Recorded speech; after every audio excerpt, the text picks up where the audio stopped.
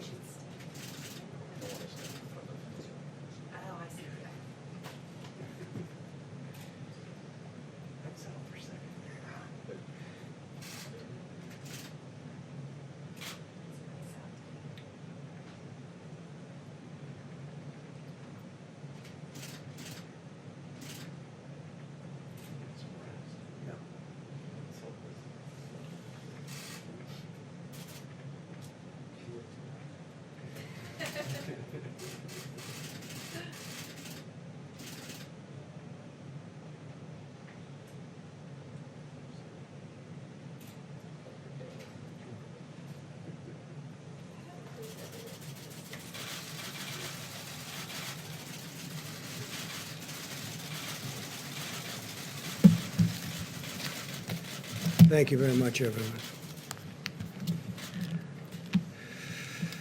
Before I begin, I'd like to offer my condolences and best wishes to the people all across our great South who have endured deadly tornadoes and other severe weather in Texas, Louisiana, Mississippi, Alabama, Florida, Georgia, Tennessee, and South Carolina.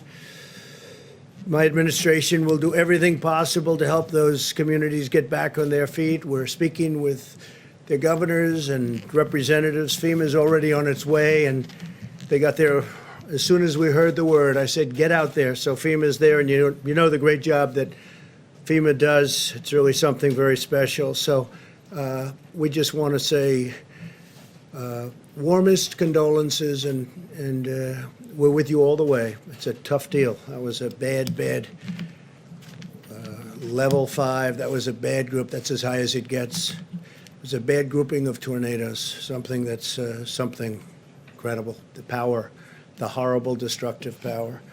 America is continuing to make critical progress in our war against the virus. Over the weekend, the number of daily new infections remained flat, nationwide flat. Hospitalizations are slowing in hotspots like New York, New Jersey, Michigan, and Louisiana. This is clear evidence that our aggressive strategy to combat the virus is working and that Americans are following the guidelines. It's been incredible what they've done.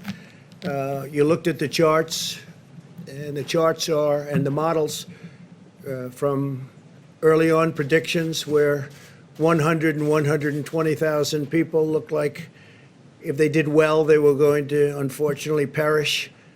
And we're going to be hopefully way, way below that number. So that will be a sign of people doing things right, but it's still just a horrible thing all over the world, 184 countries. This is all a tribute to our wonderful healthcare advisors and experts who have been with us right from the beginning. We appreciate it so much. In fact, Dr. Fauci's here. Maybe I could ask Tony to say a few words before we go any further. Thank you very much. Tony, please. Thank you, Mr. President. Just a couple of things, and then I just want to make a comment about something that happened yesterday. You're going to hear from Dr. Birx soon about the numbers that we've been talking about, how things are starting to balance off. And I think the more as we go by each day, I think we're going to see, and again, I never like to get ahead of myself or of Dr. Birx, but it looks like even though we've had a really bad week last week, remember when I was speaking to you before, I was saying this was really a bad week. There's still going to be a lot of deaths, but we're starting to see in some areas now that kind of flattening, particularly in a place that was a hotspot like New York. That's the first thing. The second thing is that I had a really very, very productive conversation with the Congressional Black Caucus this morning for about an hour, and they really wanted to know what exactly are we going to be doing in the immediate as well as the long range about the health disparities and the discrepancies both in infection and in poor outcome in the minorities in general, but specifically African American. And I mean, I made it very clear to them that what we have to do is focus on getting the resources where the vulnerable are to be able to get testing done, to be able to get the appropriate identification where proper and where appropriate to isolate and contact trace if we can, but also to help mitigate in a community that is suffering and suffering much more disproportionately. So I just wanted to get that out of the way. The other point I wanted to make is that I had an interview yesterday that I was asked a hypothetical question. And hypothetical questions sometimes can get you into some difficulty because it's what would have or could have. The nature of the hypothetical question was if, in fact, we had mitigated earlier, could lives have been saved? And the answer to my question was, as I always do, and I'm doing right now, perfectly honestly, say, yes. I mean, obviously, if mitigation helps, I've been up here many times telling you that mitigation works. So if mitigation works, and you instigate it and you initiate it earlier, you will probably have saved more lives. If you initiated it later, you probably would have lost more lives. You initiated at a certain time. That was taken as a way that maybe somehow something was at fault here. So let me tell you from my experience, and I can only speak from my own experience, is that we had been talking before any meetings that we had about the pros and the cons, the effectiveness or not of strong mitigations. So discussions were going on mostly among the medical people about what that would mean. The first and only time that Dr. Birx and I went in and formally made a recommendation to the president to actually have a, quote, shutdown in the sense of not really shutdown, but to really have strong mitigation. We discussed it. Obviously, there would be concern by some that, in fact, that might have some negative consequences. Nonetheless, the president listened to the recommendation and went to the mitigation. The next second time that I went with Dr. Birx into the president and said, 15 days are not enough. We need to go 30 days. Obviously, there were people who had a problem with that because of the potential secondary effects. Nonetheless, at that time, the president went with the health recommendations, and we extended it another 30 days. So I can only tell you what I know and what my recommendations were. But clearly, as happens all the time, there were interpretations of that response to a hypothetical question that I just thought it would be very nice for me to clarify because I didn't have the chance to clarify. Thank you. The date on that. Excuse me? The date. You know, to be honest with you, I don't even remember what the date was. But I can just tell you the first and only time that I went in and said we should do mitigation strongly, the response was, yes, we'll do it. And what did you do? Is that the travel restrictions? No, the travel restriction is separate. That was whether or not we wanted to go into a mitigation stage of 15 days of mitigation. The travel was another recommendation. When we went in and said, we probably should be doing that, and the answer was yes. And then another time was we should do it with Europe, and the answer was yes. And the next time we should do it with the UK, and the answer was yes. In this interview, you said there was pushback. Yeah. Where did that pushback come from? No, it wasn't, and that was the wrong choice of words. You know what it was? When people discuss, not necessarily in front of the president, when people discuss, they say, well, you know, this is going to have maybe a harmful effect on this or on that. So it was a poor choice of words. There wasn't anybody saying, no, you shouldn't do that. Are you doing this voluntarily, or did No, the president I'm doing or it. vice president? Everything I do is voluntarily, please. Don't even imply that. So, Mr. President, the question By the way, is, the travel ban, that was earlier. The travel ban was done earlier. And if you look at statistics, I happen to write a couple of them down. If you look at statistics, so on January 6th, that's long before the dates you're talking about, there were, CDC issued a travel notice for Wuhan, China, a notice before there was even a confirmed case of the virus in the United States. That's on January 6th. This is all documented because we have so much fake news. I like to document things. January 6th, long before the dates we're talking about, CDC issued travel notice to Wuhan, for Wuhan. On January 11th, we have 0 cases in the United States. 0. We don't have any cases. So there are no cases reported that we know of. This is January 11th. The CDC issued a level 1 travel notice for health, while there were still no confirmed cases. So we had 0 cases. People want me to act. I'm supposed to close down the economy, the greatest economy in the history of the world, and we don't have 1 case confirmed in the United States. That's January 11th. On January 17th, the CDC began implementing public health entry screenings at 3 major U.S. airports that received the greatest volume of passengers from Wuhan at my instructions. There was not a single case of the coronavirus in the United States. So on January 17th, there wasn't a case, and the fake news is saying, oh, he didn't act fast enough. Well, you remember what happened. Because when I did act, I was criticized by Nancy Pelosi, by Sleepy Joe Biden. I was criticized by everybody. In fact, I was called xenophobic. I was asking Biden to please define that for me. I was called other things by Democrats and some others, not too many others, actually. So that, by the media, definitely.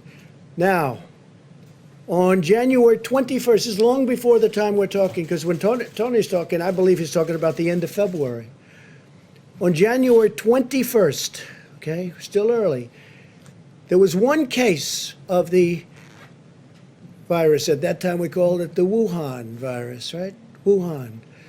There was 1 case in the whole United States. We had 1 case. This is all documented. It all comes from you. A lot of it comes from you people.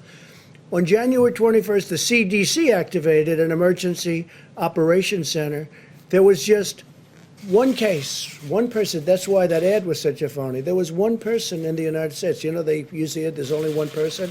That statement was made at that time. 1 case in the whole United States, 1 case. I'm supposed to shut down the government, the biggest economy in the history of the world. Shut it down. We have 1 case. 7 cases were on January 31st. Now, on January 21st, there was a case. Not 1 person had died. You heard that, Steve, right? Not 1 person. So we have this massive country, the United States of America. We have the greatest economy in the world, bigger than China's by a lot, right? Because of what we've done over the last 3.5 years, prior to the virus, but including the virus. So we have the biggest economy, the greatest economy we've ever had, the highest employment numbers, the best employment numbers, best unemployment numbers also, the best of everything. So on January 31st, think of it, not 1 person has died, not 1. Nobody died, not 1, John. I don't think you'll find any. This is reported by CDC, confirmed by the news, which doesn't mean anything to me because they don't tell the truth. But CDC reported January 31st, not 1 person has died, and I issued a travel restriction from China. Think of it. So nobody died, and I issued. You can't get earlier than that. So we have nobody died, and I said, China, you can't come in. I'm sorry. Because I saw what was going on. It wasn't so much what I was told. It was that I saw what was going on, and I didn't like it. But I didn't speak to Tony about it, didn't speak to very many people about it. I didn't like it. So what did I do? Ready? January 31st, in the United States, not 1 person had died because of the Wuhan virus. So I issued travel restrictions on that date, even though nobody died, and I got brutalized over it by the press because I was way too early. I shouldn't have done it. Brutalized by the press, but you know, sort of I've been brutalized for the last 4 years. I used to do well before I decided to run for politics, but I guess I'm doing okay because, to the best of my knowledge, I'm the President of the United States, despite the things that are said. So then, first mandatory quarantine in more than 50 years we did. First mandatory in 50 years. The same restrictions that the Democrats and the media called xenophobic. Now, Joe Biden said he's a racist. Called me a racist because I said we're shutting down entry from China. We're shutting it down. He called me xenophobic and he called me a racist and other things. Since then, on a Friday night 2 weeks ago, Joe Biden issued a statement. It wasn't him. He didn't write it. I'm sure he doesn't even know that it was issued. But the people from his campaign, who are smart, people that write these little PR releases are pretty smart, reasonably good, not the best, but they're not bad. But they issued a statement saying that Joe Biden agrees that that President Trump was right to close it down to China. Now, he did that. Now, he issued it on a Friday night. We've all heard about that, John, Friday nights, right? In fact, his was later Friday night than I ever released mine on Friday nights, okay? So he did it pretty late. I mean, like at 11 o'clock in the evening or something, it's pretty late. Anyway, so Joe Biden issued, and it's one of those things. But in February, Nancy Pelosi said we should come to Chinatown. This is late February. Come to Chinatown. We think it's very safe. Come here. Let's all have the big parade, Chinatown parade, probably referring to San Francisco. And that's it. But I took this action early. And so the story in the New York Times was a total fake. It's a fake newspaper, and they write fake stories. And someday, hopefully in 5 years when I'm not here, those papers are all going out of business because nobody's going to want to read them. But now they like them because they write about me. Now, with that, I have a couple of we have a few clips that we're just going to put up. We could turn the lights a little bit lower. I think you'll find them interesting. And then we'll answer some questions. I'll ask you some questions because you're so guilty, but forget it. But most importantly, we're going to get back onto the reason we're here, which is the success we're having. Okay? Please, you could put it on. Thank you. People should be more concerned right now with the flu in this country. A lot of people are concerned about the coronavirus because they're hearing a lot of news about it right now. But the reality is, comparing it to the flu, for example, it's not even close to being at that stage. What if it is worse? Is this a moment where maybe countries put politics aside, a little bit of pride aside, and do we have U.S. officials, should U.S. professionals such as yourself get involved? How worried should Americans be about coronavirus? Coronavirus is not going to cause a major issue in the United States.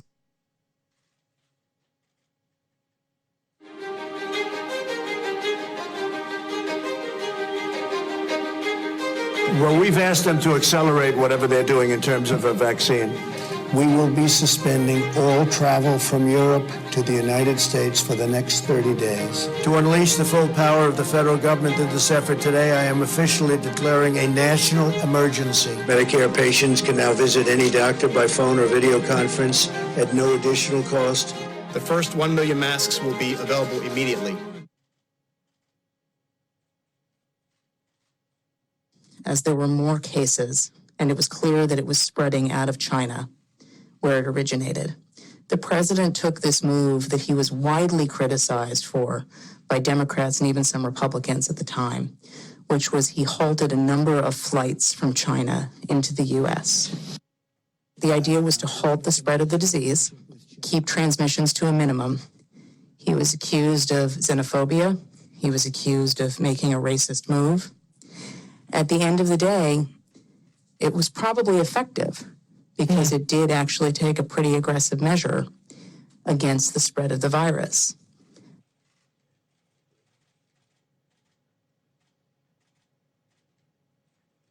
His team is on it. They've been responsive late at night, early in the morning, and they've thus far been doing everything that they can do, and I want to say thank you, and I want to say that I appreciate it. He returns calls. He reaches out. He's been proactive. We got that Mercy ship down here in Los Angeles. That was directly because he sent it down here. 2,000 medical units came to the state of California, these FMS, these field medical stations, and that's been very, very helpful. The president has been outstanding through all this. The vice president's been outstanding. Members of the coronavirus task force, very responsive. We had asked if we could have, New Jersey could have access to a piece of the beds that are on the USNS Comfort, and the president came back, called me a short few minutes before I walked in here to say indeed they would grant that to New Jersey. So that's a big step for us in addition to all the other capacity. That news is literally hot off the press, and I thank the president and vice president who are on the call together. President Trump approved Arizona's request for a presidential major disaster declaration. I want to thank the president for a quick turnaround. We requested this on a Wednesday, and we had approval by Saturday morning. And we are grateful to the administration for their continued support and responsiveness. Well, first of all, I want to thank the president and the vice president for doing a really good job of communicating with all the governors. So we could give you hundreds of clips like that from governors, including Democratic, or Democrat as I call them, governors, which is actually the correct term. We could give you hundreds of clips just like that. We have them. We didn't want this to go on too long, but I just want to say it's, it's very sad when people write false stories like, in that case, I guess it was gotten mostly from the New York Times, which is a highly, if you had libel laws, they would have been out of business even before they'll end up going out of business. So it's too bad. But we could have given, you saw the statements. We have hundreds of statements, including from Democrats and Democrat governors. And if you look, they were all saying, we need ventilators, you don't hear ventilators anymore. They have all the ventilators they need, which we were right about. We said, you're asking for too many, you don't need that.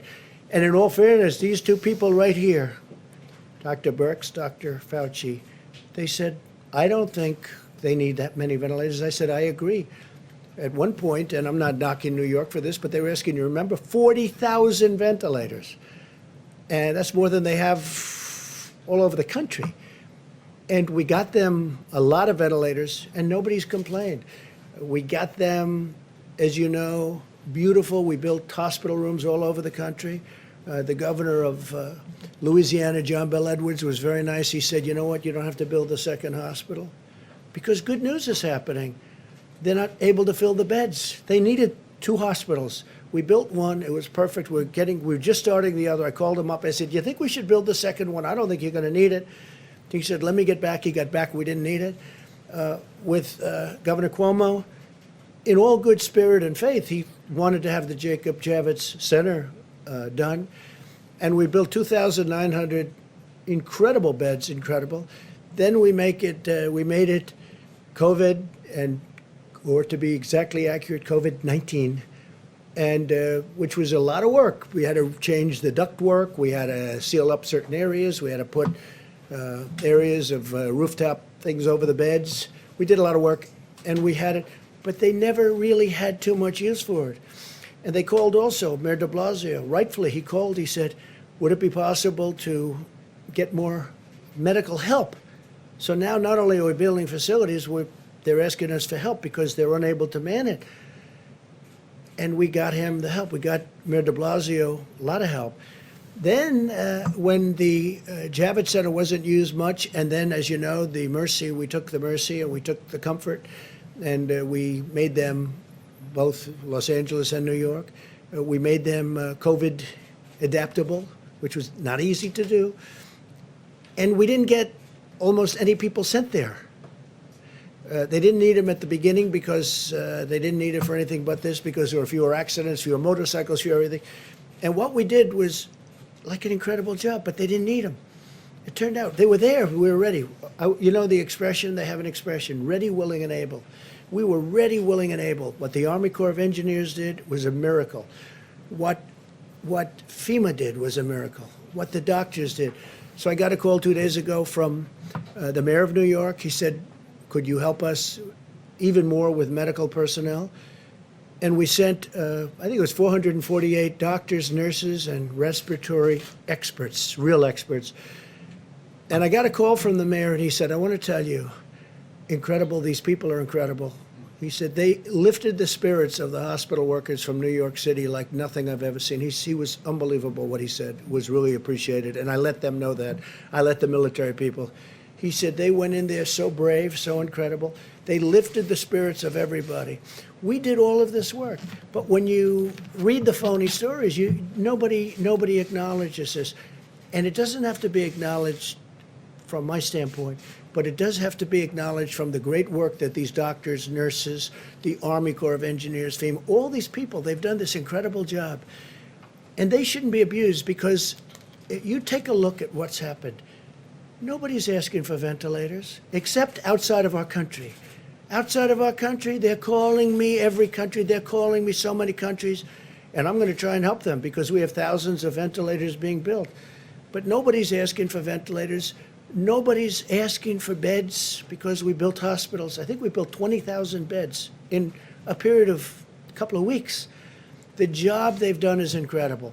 With all of that being said, I'm getting along very well with the governors. And if I wouldn't, Mike Pence had a call today with the governors, and it was like a 10. I said, how was it? He said, it's a 10. He used one of my expressions, actually. But he said it was like a 10. And I'm sure you people were probably on the call, although you weren't supposed to be.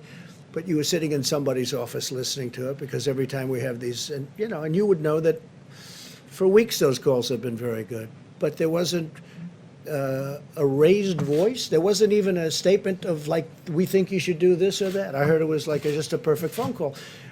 It might not be reported that way. They'll say, I thought that somebody maybe slightly raised, didn't even raise a voice. My only point of saying this, because I want to get back to why we're here. The press has not treated these incredible people who've done such a great job. They haven't treated them fairly. They're way off. We were way ahead of schedule. And remember this, because the Times story was a fake, but remember this, everything we did, I was criticized because I was too early.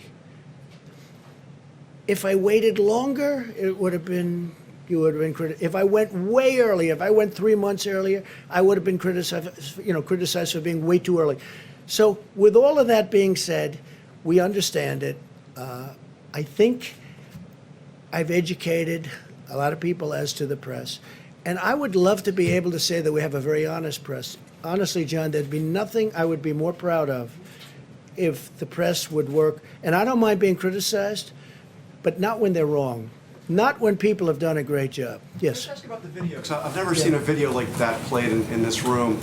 It looks a bit like a campaign ad. Who produced that video for you? That was done by a group in the office, and it was done we just put some clips together. I could give you, I'll bet you I have over 100 more clips, even better than them. They were just pieced together over the last 2 hours.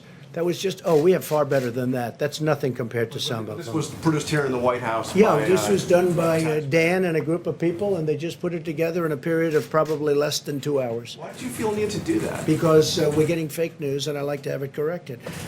They're saying what a great job we're doing, and the media, these are the governors of California, governor of New Jersey, governor of New York. Look, in New York, we work very close with Andrew. In New York, ventilators were going to be a problem. They didn't have a problem. We got them tremendous numbers of thousands, but we got them tremendous number of ventilators. You don't hear ventilators are a problem. Beds were going to be a problem. I mean, I'm happy about it. The Javits Center, which is incredible, is almost empty because they don't need them. That's good news, not bad news. I'm not saying, gee, I wish more people were there. I don't want more people there. We brought in the boat. We brought in the Comfort.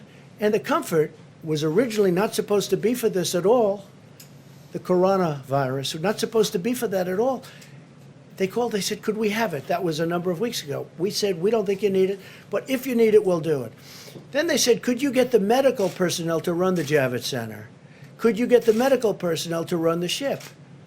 We said, if it's necessary, we will, and we did. There were military personnel. That's the ones that Mayor de Blasio was so great to in terms of his statements. I mean, I really appreciated his statements. He was so impressed with them, and I am too. The level of genius and bravery, they're great people, the military people. And we pieced that together. I would say it took less than 2 hours. It was done in-house, Steve. But just to be clear, this was produced by government employees, by people here at the White House, this campaign style video. I wouldn't use the word produced. All they did was took some clips, and they just ran them for you. And the reason they did is to keep you honest. Now, I don't think that's going to work. It's not going to have any impact. But just think of it. You heard the clips. You heard what I said. They said, I acted late on closing down the country. Some people wish we never closed it down. Now, if we didn't, we would have lost hundreds of thousands of people. You know, interestingly, so I'm against it. We did the right thing. Everything we did was right. If we would have closed down... mistakes along the way here? You think everything you did was right? Well, look, governors should have had ventilators. They chose not to have them. We were able to get them ventilators. You haven't heard, other than, you know, there was a lot of panic, a lot of screaming. We want ventilators. They got the ventilators. You don't have that anymore. And the surge is supposed to be coming now. And if they do need ventilators, John, we've got almost 10,000 that are ready to rock. We have people standing with those ventilators right now. If you needed 2,000 in New York, which you don't, but if you did, we can have them here in less than 24 hours. We're ready to rock. This was a great military and beyond that operation. Let's get back to the regular. Well, shouldn't we get back to the regular? We could talk about this, but all I'm doing is this. I could have given you, like, those are 4 or 5 clips that we just played for you. I could have given you hundreds of people. I mean, Gavin was on television 2 days ago with one of your competitors singing prayer. He says, look, you know, the question was asked in a negative way. He said, look, I know what you want me to say, but he's been really good. It's hard for me to say that. In fact, it's impossible for me to say it. Gavin Newsom, the governor of California. I have many clips from I have some clips from Anthony that I didn't want to put up, which were really good. I think Anthony would be the first one to say, when I closed the country to China, when I closed the China ban, whatever you want to call it, Anthony said I saved a lot of lives by doing that. I mean, am I correct? I don't want to put words in Anthony's mouth, by the way, and I like him. Today I walk in, I hear I'm going to fire him. I'm not firing him. I think he's a wonderful guy. You tweet something that said fire Fauci. Why did you? Fire Fauci. I retweeted somebody. I don't know. They said fire. Doesn't matter. Did you notice that when you retweeted it? Yeah, I notice everything. So you retweeted it even though it said time to fire No, Fauci? no, that's somebody's opinion. All that is his opinion. Read it and you elevated No, it. I was called about that. I said, I'm not firing. In fact, if you ask your friends in the office, in the public relations office, I was immediately called upon that. And I said, no, I like him. I think he's terrific because this was a person's view. Not everybody's happy with Anthony. Not everybody's happy with everybody. But I will tell you, we have done a job the likes of which nobody's ever done. The mobilization, getting of equipment, all of the things we've done. Nobody's ever done a job like this. We have 50 governors and territories, by the way. People don't ever mention that. We have territories. We have 50 governors and territories. And many of those governors are Democrats, and they can't find anything to complain about. And honestly, many of them didn't do their jobs. I'll let you know someday. Let's see what happens. But I may let you know who's not doing their job. I can tell you the ones that are good, both Republican and Democrat, and the ones who don't know what they're doing. But we help some of the ones that don't know what they're doing. They should have had their own stockpiles. And now, if they want, we can build them stockpiles of ventilators. The hardest thing is a ventilator because it's expensive. It takes a while to get. We got them, and nobody believed we did. Now, many of the governors were asking for far too many, and we said they were asking for far too many. We talked, and we said, you said very strongly that they just don't need that many. You said they don't need that many beds, Deborah. So that's it. Steve, go ahead. Dr. Fauci are on the same page. Yeah, we have been from the beginning. I don't know what it is exactly. But if I put somebody's opinion up, you know, I don't mind controversy. I think controversy is a good thing, not a bad thing. But I want it to be honest controversy. Now, when I got a call not very quickly, and nobody, you know, saw that as being any big deal. They said, how are you doing with Dr. Fauci? I said, I'm doing great. And I didn't talk to Dr. Fauci even until we just got here. Dr. Fauci asked one of the people if he could get up and speak. And he did. And they totally misinterpreted him. I saw what they did. Can I ask you, he said the question was hypothetical, but what he was just acknowledging is that lives would have been saved if the mitigation practices were put into place earlier. That seems obvious. Do you not agree with that? Here's the thing. Now, what he really is saying, though, but how could you have done it? Look, I just went over stats with you, right here. How do you close it up? You have no deaths and no cases on January 11th. Doctor, would you recommend closing the United States of America? Oh, this must be terrible. How many cases do we have? None. How many deaths do we have? None. January 17th, go back another week. On January 17th, this is 10 days before I did a little bit less than 10 days before I did the ban. I did a ban on China. You think that was easy? I then did a ban on Europe. And a lot of people said that was an incredible thing to do because you look at Spain, and by the way, we're doing very well because when you look at all of those flat graphs and you add it all up, the United States is very low, and per capita we're very low. We're doing very well. But how do you close up the United States of America? So on January 6th, no deaths. On January 11th, no deaths. And no cases. On January 17th, no cases, no deaths. I'm supposed to close up the United States of America when I have no cases. You didn't close it down in the middle of March. Should you have closed it down earlier? I That's closed the down question. from It's not China. about January. Excuse me. I closed it down from China. And by the way, some people think I should have waited longer and maybe ridden it out. I disagree with them, okay? But it was thought of. I mean, that was an alternative. You know, there are a lot of people that would have said, let's write it out. Now, I'll give you the good news. If I would have done that, it would have been, I think, catastrophic. Because their numbers are, Anthony, 1.6 to 2.2 million people would have died if we tried to do that. And I did this last time. Cut it in half. Don't say 2.2 million. Cut it in more than half. Say 1 million people died. Well, that's much more than the Civil War. Cut it in half. Take the million and cut it in half. That's 500,000 people would have died. Now, that number we would have reached, okay? That would have been easy to reach if we did nothing. So we did the right thing, and our timing was very good. But here's the one thing, and you have to say this. When you ask me, why didn't you do this? How come when I did the ban on China and instituted some very tough things, how come Nancy Pelosi, a month later, is in Chinatown saying, let's all march, this is not going to happen? How come we have many of the experts from CNN and many other networks, if you call CNN a network, I don't personally, but we have CNN, we have many other places, and they're all saying, he doesn't need to do it, he doesn't need to do it. All I'm saying is this, how do you close down the greatest economy in the history of the world when on January 17th you have no cases and no death? When on January 21st you have one case and no death, one case, think of that. Now we're supposed to close down the country, but here's what happened. When on January 31st I instituted the ban, Joe Biden went crazy. He said, you don't need the ban. He didn't go crazy. Look, he didn't even know what the hell the ban was. But so he didn't go crazy. But he did say, he did call me xenophobic. Wait a minute. He called me xenophobic. He called me a racist because he has since apologized and he said I did the right thing. So when you say, why didn't you this? Every Democrat thought I made a mistake when I did it. I saved tens of thousands, maybe hundreds of thousands of lives by putting it. That you bought, the argument is that you bought yourself some time and you didn't use it to prepare hospitals, you didn't use it to ramp up testing. Right now, nearly 20 million people disgraceful. are unemployed. It's so disgraceful the way you say that. Let me just, listen, I just went over it. Or this rant supposed to make people I just went over in it. an unprecedented crisis. Nobody thought we should do it. And when I did it, But what did you do with the time that you bought? you know The we month did? of February. That You know what we video did? was a gap. What The do you entire do? month of February. What do you do when you have no case in the whole United States? You had cases When in February. excuse me, you reported it. 0 cases, 0 deaths on January 17th. January, February, the entire January, month of I said in February. Your video January. has a complete gap. On Month of January February. 30th. What did your administration do in February with the time that your travel ban bought A you? lot, What? a lot. And in fact, we'll give you a list. What we did, in fact, part of it was up there. We did a lot. Look.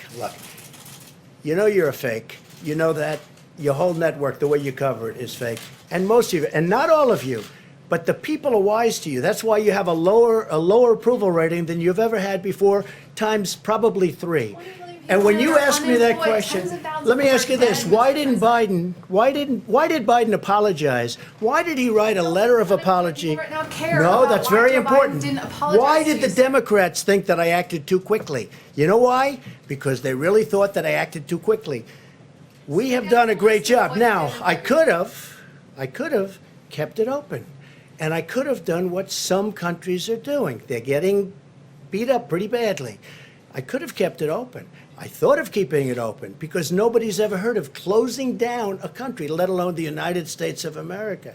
But if I would have done that, we would have had hundreds of thousands of people that would right now be dead. We've done this right, and we really have done this right. The problem is the press doesn't cover it the way it should be. Go ahead. One more question, Steve. Go ahead. There's a debate over what authority you have to order the country reopened. What authority do you have? Well, I have the ultimate authority, but we're going to get into that in a minute. We're going to just finish this up. We're going to tell you about other things that we've done right. But I will say this. Had we said, let's just keep going and let's not do a closing, whether it's 2.2 that they at one point predicted as an outside or 1.6 at a lower number, you cut it all the way down to 6 or 7 or 800,000, take just a fraction of the number that could have happened, it literally would have been more than the Civil War. It would have been a disaster.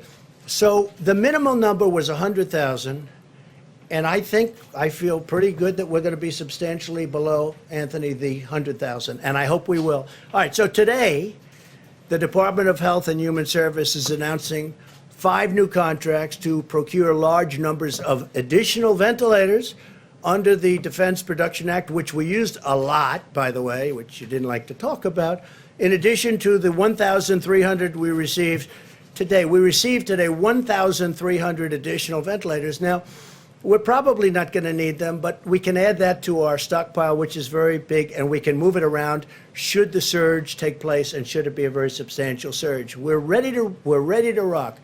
The contracts are with General Electric, Hillrom, Medtronic, ResMed, and Vyaire, combined with the DPA contracts that we announced last week with General Motors and Philips, and 2 other contracts with Hamilton and Zoll. We're adding 6,190 ventilators to the strategic national stockpile, of which we have a lot already, thousands, close to 10,000. But this will be added by May 8th, another 29,000 by the end of May, and more than 120,000 total we will have by the end of the year. Now, we're going to help other countries. We're going to help states if they need it. We may help some states stockpile. You know, they're supposed to buy their own stockpile. They have state stockpiles. They're supposed to be using that. And unfortunately, most of the states weren't there. And a lot of people didn't want to talk about it, but they weren't there. We will talk about it at the right time if you want to. I at this point, I'm more focused on getting past this nightmare of a epidemic or a pandemic, anything you want to call it. We got to get past it. No one who has needed a ventilator has not gotten a ventilator. Think of that. You know, you heard all about ventilators. We need ventilators because they didn't have them, because the state should have had them. No one who has needed a ventilator has not gotten a ventilator. No one who has needed a hospital bed has been denied a hospital bed. That's not even really our responsibility. Now, if we can help, we're going to do it. But that's where the Army Corps of Engineers did such a great job. We built over 20,000 beds. In fact, we built thousands more than we've actually needed to be safe. We wanted to be safe, and they rose to this incredible occasion. I mean, we built more beds than we thought. We thought in Louisiana we were going heavy. And again, when I called the governor, I said, maybe we shouldn't build that second hospital because we don't want to build it if you don't need it. He called back. He said, I don't think we're going to need it. They had 1,000 rooms, 1,000 beds, and they used a lot of them, but they didn't need the other one, so we stopped it because we don't want to waste. But we're prepared to build thousands more should we need it. I don't think we're going to need it because it looks like we're plateauing and maybe even in many cases coming down. In addition, we've ordered a total of 60 mobile contamination systems. So the decontamination system from Bethel in Ohio is an incredible thing because it takes the masks and up to 20 times you can decontaminate a mask. And I've been asking from the beginning, why can't we sterilize and sanitize these masks? And it turned out we can. And there was a great company in Ohio. They sent us some great equipment, and they're doing that now. And now we're going to have more than 33 million N95 masks per week will be cleaned, decontaminated, and it'll be great. It's something that, frankly, I think people should have thought of a long time ago. 5 more flights landed today as part of the Project Airbridge, our massive airlift operation to bring personal protective equipment into the United States, which has now delivered nearly 500,000 N95 masks, 370 million gloves, 25 million surgical masks, and 4.9 million gowns. So we have millions of gowns, gloves, masks, all surgical equipment coming in should the states need it. Now, the states are supposed to be buying their own stuff, but should they need it, we are ready to give them because we're building up our stockpile again like crazy. Remember, I and you saw the stories, I inherited this administration, Mike, myself, the whole administration, we inherited a stockpile where the cupboards were bare. There was nothing. And I say it, and I'll say it again, just like we didn't have ammunition, we didn't have medical supplies, we didn't have ventilators, we didn't have a lot of things that should have been had, and you can read your own stories on that because you know what happened. They didn't want to spend the money, but we did. To date, we've facilitated the supply of more than 38 million N95 masks nationwide. This week, we'll be sending 2 million N95 masks to the Commonwealth of Pennsylvania. The Vice President will go into more detail. He's got great detail on that, and I think it's a pretty amazing story. We have a lot of masks already in stock, and we have more coming. We're further expanding hospital surge capacity in key areas of the opening, and we have a portion of certain VA hospitals and non-veteran coronavirus patients, including at the East Orange, New Jersey Medical Center, as well as facilities in Manhattan and Brooklyn. They're ready, they're able, they're beautiful. Hopefully we won't need too many of them because, frankly, we built everything that the governors wanted, and in many cases it's too much. We told them it was too much, but we wanted to err on the side of caution. The United States has now conducted nearly 3 million tests for the virus. 3 million, the most of any nation. We are performing approximately 115,000 tests every single day, and our rate of testing is especially high in areas hardest hit by the virus. If you look, and that's really, and it's hit some areas, the virus very, very hard. For example, per capita testing in New York is higher than the rest of the world. The NIH, CDC, and FDA are also currently validating several antibody tests that will allow us to determine whether someone has already had the virus and potentially become immune to infection. We're looking at that. The antibody tests are going to be very interesting over the next short while. A lot of things are being developed as we speak. In the race to develop effective treatments, the drug company Gilead announced that its drug remdesivir has shown promising results, very promising, in compassionate use settings. In addition, the FDA has just granted emergency use authorization for a device that removes certain proteins from the bloodstream, possibly preventing a patient's immune system from overreacting to the virus and damaging vital organs, which is a big problem. Furthermore, over the last 7 days, my administration has deployed roughly 28 million doses of hydroxychloroquine from our national stockpile.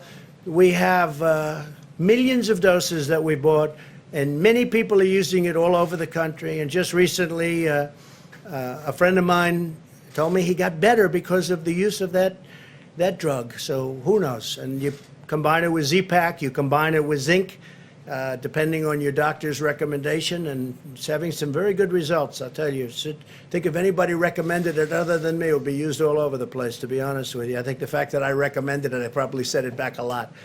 But it's a lot of good things are happening with it, a lot of good tests. Scientists are also pursuing a blood therapy known as convalescent plasma. Convalescent plasma. This therapy uses antibodies from the blood of recovered patients to treat those who are sick. And this is something that actually is a very old procedure, but it's done in a very modern way. During this difficult time, we're also working to ensure that the 2020 census is completed safely and accuracy. We may be asking for an extension because obviously they can't be doing very much right now.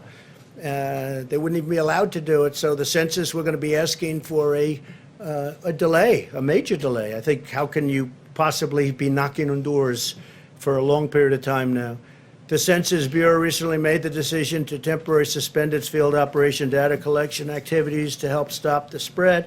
In addition, while millions of Americans continue to complete their questionnaire online, the Census Bureau has asked Congress for a 120 extension. I don't know that you even have to ask them. This is called an act of God. This is called a situation that has to be, they have to give. And I think 120 days isn't nearly enough. My administration is also taking bold action to help American workers. On Friday, Americans began receiving the cash payments authorized by a historic $2 trillion relief bill. By the end of the week, nearly 80 million Americans will receive a total of $147 billion. And from what the Secretary of the Treasury tells me, that's very much on time and going very nicely. He'll be speaking in a moment. In payments, these payments go directly into the banks and the bank accounts of these people. Millions of additional payments will follow. The typical family of four will receive $3,400. That's for a family of four. That's something. Additionally, through our Paycheck Protection Program, which is a tremendous success, and they should extend it and increase it. This has been a tremendous success. So successful that the banks are taking a little bit longer to distribute the money, but it's going rapidly. We've now processed over $200 billion in loans to help small businesses retain their workers. Now we urgently need lawmakers to set aside the partisan agendas and to replenish this program with new funds, because it's really something that has been an incredible success, and they need more money to keep it going, to take care of these businesses and keep them open. I want to thank the many governors, health professionals, scientists, and business leaders for their incredible hard work and input over the past month, and even long beyond a month, Mike, I would say. You know, we've been working together with a lot of them for, it seems like, forever. I've been having many discussions with my team and top experts, and we're very close to completing a plan to open our country, hopefully even ahead of schedule. And that's so important. We will soon finalize new and very important guidelines to give governors the information they need to start safely opening their states. My administration's plan and corresponding guidelines will give the American people the confidence they need to begin returning to normal life. That's what we want. We want to have our country open. We want to return to normal life. Our country's going to be open, and it's going to be successfully opened. And we'll be explaining over a very short number of days exactly what is going to be. We've also, as you probably heard, developed a committee. We're actually calling it a number of committees with the most prominent people in the country, the most successful people in the various fields, and we'll be announcing them tomorrow. This weekend, the United States also helped facilitate an unprecedented agreement among the 23 nations of OPEC+. That's OPEC plus additional energy-producing nations, representing many of the world's largest oil-producing countries, to stabilize oil markets. And we have, in fact, and I think you've seen a big stabilization over the last couple of days. Together, countries around the world will cut oil production by approximately 20 million barrels. People are saying 10 million, but we think that the number that they'll actually hit is going to be closer to 20 million barrels a day, and that will help a lot with saving jobs all over Texas and Oklahoma and North Dakota and many of other of our big energy states. This historic action will help nearly 11 million American workers who are supported by the U.S. oil and gas industry. It's a very monumental agreement. I want to thank Saudi Arabia and the King of Saudi Arabia, and Crown Prince of Saudi Arabia, both. I want to thank President Putin of Russia, and I want to thank a very good friend of mine, man who's become a friend of mine. The President of Mexico showed great flexibility, President Lopez Obrador. He showed great flexibility and tremendous intelligence doing what he did. It was not that easy for him, and I want to thank Mexico and the president. This is a very historic deal, very historic, so we'll see how it all goes. In this time and challenge, and we are certainly in a time probably like we haven't been in many, many decades. We are strengthened and sustained by the bonds of love and loyalty that unite all Americans. I'm so proud of the American people.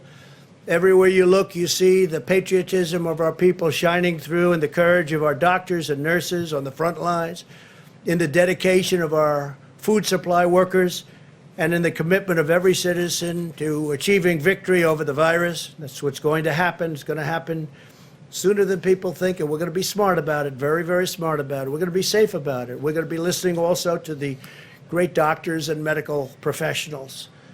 Together, we're beating back the invisible enemy, and we're paving the way for great resurgence, really a great resurgence for American prosperity. Our country wants to go back. They want to go back to work. They're going to go back safely, and that's what we want. I'd like now to ask Vice President Pence to say a few words, followed by Dr. Fauci and Dr. Birx. I think before we before we do this, because I know there's an emergency where they want Steve to come. So what I'll do is I'll ask Steve to come up, Secretary of the Treasury. You can talk a little bit and then maybe take a couple of questions about what's happening. Tell them the success we're having. Thank you very much. Thank you, Mr. President and Mr. Vice President. As you announced, we are very pleased that we are ahead of schedule on delivering the economic impact payments. These were what was known as the checks in the mail that we want to deliver in direct deposit. This is ahead of schedule. We started processing those last Friday. We expect that over 80 million hardworking Americans will get the direct deposit by this Wednesday. And we know how important that is to all of those hardworking Americans, many of which are at home not working at the moment. If you do not receive them by Wednesday, on Wednesday we will be launching at irs.gov. Click on irs.gov, go to Get Your Payment. If you filed a tax return in 2018 and 19 or 19, have that information available. You'll be able to ID yourself. You'll be able to put in your direct deposit information, and within several days, we will automatically deposit the money into your account. We want to do as much of this electronically as we can. It's very important in this day and age. It's more secure, and you don't have to go to the bank. If you are a Social Security beneficiary, you do not need to do anything. You will get a direct deposit. If you have not filed and did not need to file a 2018 and 19 return, you can go to irs.gov now and enter your information and authenticate yourself. So again, we are very pleased that that is ahead of schedule. I'd also like to announce the progress we're making on the new SBA program, the PPP. Let me just remind everybody, this is a brand new program that is now 1 week old. We have distributed and confirmed $230 billion of loans to over 4,600 lenders participating. That is multiples and multiples of anything that the SBA has ever done in 1 year before. And I especially want to thank the broad-based community banks that are participating. Again, over 4,600 banks. If you haven't had your loan processed, you will get it processed this week. As the President said, we've gone back to Congress and asked them for more money to make sure that every business has access to this. Let me also comment for the states. We are distributing out half the money this week to the states. That's a week ahead of time. And we'll deliver the other half of the money to the states next week. And then let me just finally comment, we've been working very closely with the Federal Reserve. Last week we announced expanded facilities and new facilities that total $2.3 trillion of liquidity. And in particular, I'd just like to highlight a Main Street lending facility that will be for companies between 1 worker and 10,000 people, so mid-sized businesses, and also a municipal facility for states and local governments to be able to access funds given the shortages that they have. So with that, I'm happy to answer any questions. Do you have any questions to Steve, please? Secretary Mnuchin. Thank you, sir. Both Speaker Pelosi and Minority Leader Schumer have said that they're in negotiations with you right now on additional funding for these small business loans, that package. Leader McConnell, though, has said that nothing should be added to the package. That it should just be specific to small business loans.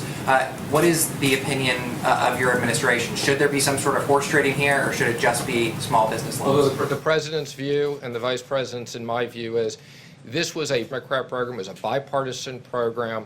We've committed to small businesses. We should top up that program now. I know the Democrats want to talk about more money for hospitals and states. Right now, we're just sending the money out to the hospitals and states. They haven't come close to using that money. And I know the President and Vice President have said, once we get the SBA done, we can go into another funding bill. The President's talked about potentially adding infrastructure and other things. We think there is a likelihood we will need more money, and we will sit down and try to get a bipartisan bill. But this is important we deliver on small businesses. 50% of the people work for small businesses. Thank you, sir. What's the emergency that the President said you had to go for? The President said you had an emergency Negotiation. over this bill? Yeah, well, because we don't want to run out of money. We've used about $220 billion of the $350 billion. We don't want to run out of that money.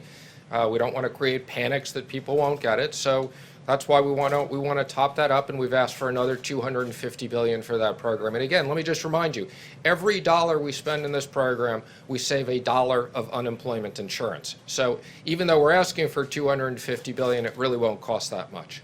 Do you have concerns about lifting the guidelines too soon? I mean, what's the economic impact? I understand the economic argument for getting people back to work, obviously, but what's the economic risk of lifting them too early and seeing then a spike in cases again? Well, of course, there's economic risks in both directions. We reviewed with the president today a very broad list of over 100 business people that are going to help advise the president on what needs to be done to reopen the economy. We want to make sure, and again, the combination of economic impact payments, small business payments, enhanced unemployment insurance, the president made very clear we want to make sure that hardworking Americans have liquidity while we wait to reopen the government. So do you believe the government should be reopened, or the country, excuse me, should be reopened on May 1?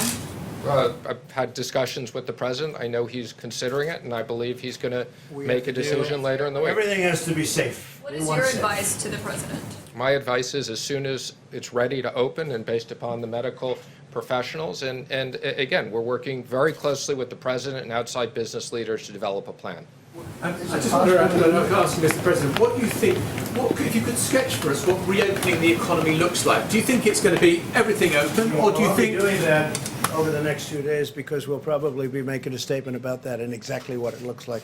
I know what that looks like, but I also want to get the advice, in a sense. We have some of the biggest from every business on this council. We're actually setting up a number of different councils or committees, I guess you could call them. And we have a lot of smart people. I think that they will give us some also good advice. But no, we want to be very, very safe. At the same time, we got to get our country open. So and I understand that, Mr. President. Do you think there is a possibility then that what you do is you open it incrementally? Do you think people will go back to restaurants, to concerts, the cinema? I do think so. Eventually they will, yeah. And let me ask one I think eventually they will do that. And I think we're going to, boom, I think it's going to go quickly. Our people want to get back to work, and I think there's a pent-up demand like there hasn't been in a long time. And that's why you see the stock market. I mean, to think that the stock market's at the level it is right now with all that this world and this country has gone. And look at the European Union, how badly decimated they've been. Look at other countries. Look at China, by the way. I've seen the numbers. Look at China. Look at how these countries have been just decimated by this. And to think that the stock market is at this tremendously high number, not that much, you know, it was looking a little bleak for a while, but it hit a certain point and then started going up. I think that's a great tribute to the fact that there's a demand. Yeah. Mr. President, thank you, sir. In regards to some of your tweets earlier today, and I think it was Steve's question, my question to you is what provision in the Constitution gives the president the power to open or close state economies? And then numerous provisions. We'll give you a legal brief if you want. And then we'll be looking forward to that, sir. But following up, what happens if you say, for instance, we want states to reopen, but California or New York do not open? What would you do then? I think everybody wants to open. I mean. So can I just ask one other thing on that could happen, but I don't think that would happen. States that have closed, ordered schools closed. It's been states that have ordered businesses like restaurants. That's because I let that happen. Because I would have preferred that. I let that happen. But if I wanted to, I could have closed it up. But I let that happen. And I like the way they've done it. And the 7 that remained really in sort of a semi-lockdown, if you look at those states, they've really done a very good job. They're very much different from a New York or from other places where they've been hit very hard. So you're prepared then to face what states and say, I order you to open your schools, I order you to force kids to be able to go? Yes, Mr. President. Following up on that, there are 2 consortiums of states today, California, Oregon, Washington on the West Coast, northeastern states, totally representing about 100 million people who said they're going to cooperate and decide when to reopen. Well, they can decide, but... Does that undermine what you're trying to do? No, not at all. Let me just tell you, very simple. I'm going to put it very simply. The President of the United States has the authority to do what the President has the authority to do, which is very powerful. The President of the United States calls the shots. If we weren't here for the states, you would have had a problem in this country like you've never seen before. We were here to back them up, and we've more than backed them up. We did a job that nobody ever thought was possible. It's a decision for the President of the United States. Now, with that being said, we're going to work with the states because it's very important. You have local governments. They're pinpointed. It's really, you talk about, it's like a microchip.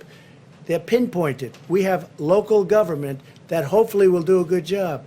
And if they don't do a good job, I'd step in so fast. But no, they can't do anything without the approval of the President of the United States. Go ahead, please. So if some states refuse to reopen and you order them to, the 10th Amendment to the Constitution says all powers that don't reside in the President or the Congress reside in the states. How do you overcome that? Well, if some states refuse to open, I would like to see that person run for election.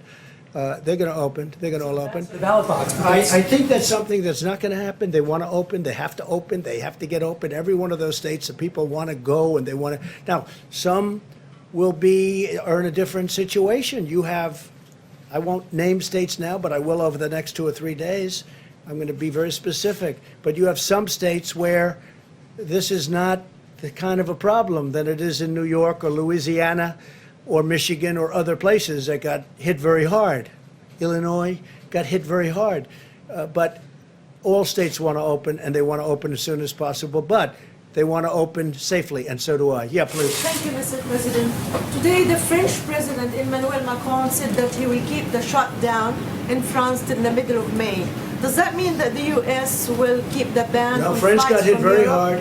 France got hit very hard, and again, he has to do what he has to do. He's a friend of mine. But France, Spain has just been decimated. You look at what's happened in Italy, it's a very well-known fact, what happened in Italy. No, they were hit very hard. Question for Secretary Mnuchin. Has everybody that you would like to have, the 100 business people on the Economic Council, have they all been invited already? Have they all agreed to Haven't been invited yet. We just reviewed the names with the President today. And are they from all sectors? Yes, Energy? there's verticals, so every single area of the economy we wanted to be represented. Great. One other thing, is there anything else needs to be done to work on industry, oil industry jobs, to save oil industry jobs after the deal this past weekend? Well, I think there's always things. So we're working with Larry Kudlow. I mean, we have economic plans for every single part of the economy. Obviously, in the case of the oil industry, they've been hit especially hard because you've had both the supply issue and you've had the demand issue. Have you figured out the bailout money for the airlines, what the allocations for the airlines? So I'm pleased to say we've worked very hard. I think, as you probably have seen, we put out a press release that we have now had discussions with almost all the airlines. I've personally had discussions with all the major airline CEOs. We specifically created an exception for small airlines that we could process very quickly, and I think you'll see very quickly decisions coming out. I'm very pleased with the discussions we've had. We've had very good discussions. Secretary? Yes. Do you foresee a need for a phase 4 stimulus, or is this Steve, I just want to say we have had discussions. discussion. Wait, excuse me one second. We've had very good discussions with the airlines. Very good discussions. Is it possible to reopen the economy on May the 1st? I don't want to say that. You'll be hearing over the next few days. Let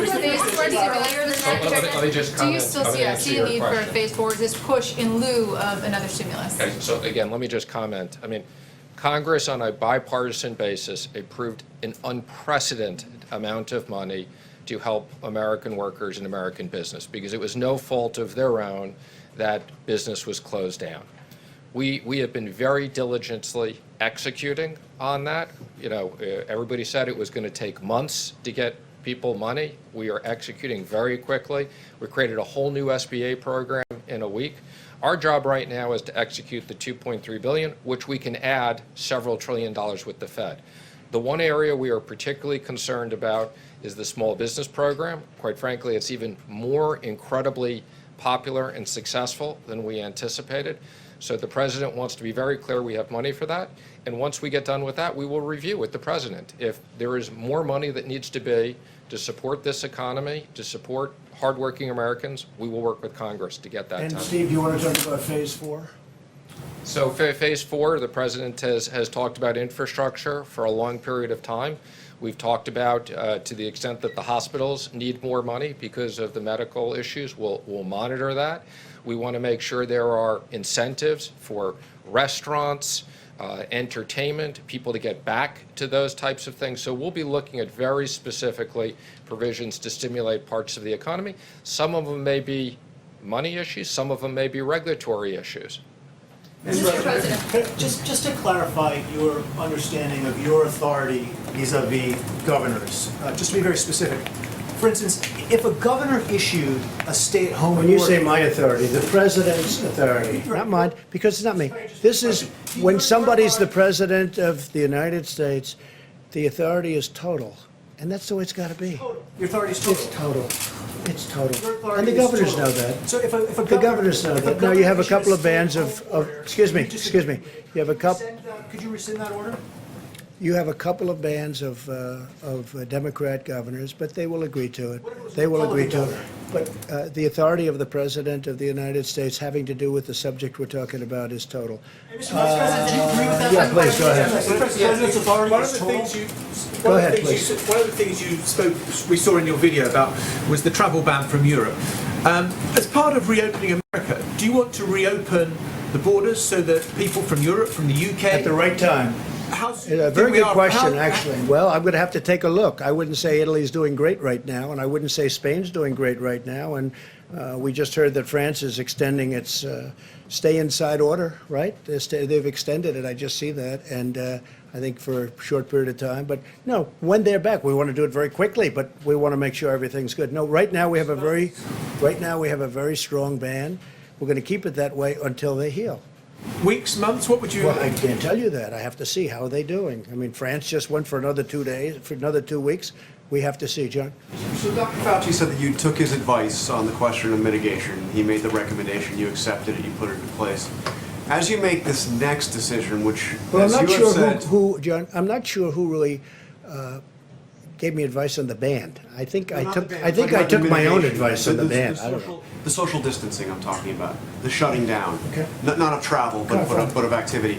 So my question is, as you make this next decision, which you have said may be the most difficult or important decision of your presidency, will you assure the American people that you will again take the advice of the doctors, of Dr. Fauci, of Dr. Birx? Will you take the advice of the health experts before you do that? I will, and many other people also. But I will absolutely take their advice. Well, would you go against their recommendation if they say you need another 15 or 30 days? I don't think it would be likely because I think we're not very far from being on the same page. Please. Yes, Mr. President, one thing that Governor Cuomo said today is that states do not have the capacity to do mass COVID-19 testing ahead of a reopening. Well, they have to do it. Look, he they're says he supposed can't to be doing purchase it. the diagnostic tests or equipment and needs federal help. Well, So will the they may states need get help, that? Will they get it? but they're there. They're on ground. They've got local mayors, local representatives. They have people that do it. Supplies. And what we did last time is unprecedented. We literally rebuilt tests. We rebuilt a whole industry because we inherited nothing. What we inherited from the previous administration was totally broken, which somebody should eventually say. Not only were the cupboards bare, as I say, but we inherited broken testing. Now we have great testing. I just left the top executives at Abbott. Who would have thought that would have happened, where they have such a great test as that?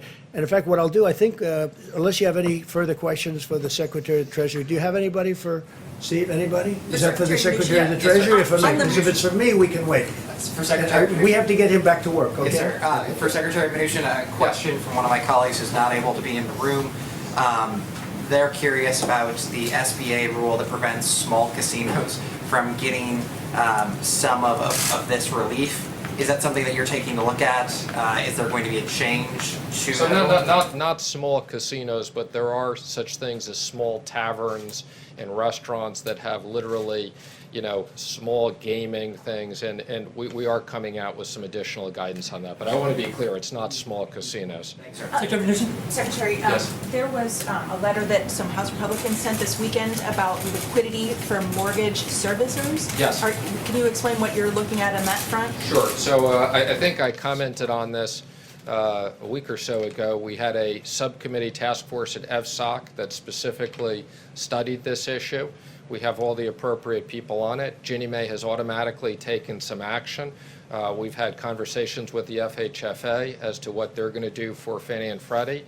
And we've said that to the extent they need certain authorities from the Treasury, we will accommodate that. So we're very aware of the issue. Quite frankly, we'd been studying this issue way before COVID and had concerns about some of these non-bank servicers not being well capitalized. But we're going to make sure that the market functions properly. Thank you, sir. We have seen in a number of these relief bills that Democrats and Republicans have been able to push forward different non-coronavirus specific funding priorities. Are you trying to keep funding specific to coronavirus? And then if there are going to be other additions, for instance, a change to labor rules is something that many on the left wanted. Some on the right are wondering if they should also, if you should also be pushing for, their preferred add-ons. Well, I think our expectation has always been this is COVID related. Some people have a rather broad view of what COVID related is because it has impacted almost every single business. I think the president has talked about the Kennedy Center, which is a good institution. Obviously, that was not the major priority of the bill, but they were hit with COVID related. But no, the president has instructed we want to be very specific in the next bill. It's COVID-related items. Well, we didn't want to do the Kennedy Center, just so you understand, and that was done. The Democrats wanted it in. We didn't want that, but they wanted it in, and we had to agree in order to get something done for the workers. But we want this to be for the workers and for companies that employ the workers. That's what we're looking for. We're not looking for extraneous nonsense. It's been reported that you argued at the time the China ban was being discussed, that was too disruptive to the global economy. Is that accurate? Okay, let me be clear. I had nothing to do with the China ban. I wasn't on the task force at the time. I'm not even sure I think I was traveling at the time, but I never had any, I was not part. I did become very active and after the China ban, but that report in the New York Times was not accurate. I was not part of the task force at that time, and I was not involved. Matter of fact, I think I may have been traveling. There's a proposal, I believe, by Senator Hawley to get direct payments to employers to pay people who have been laid off and to keep people on payroll.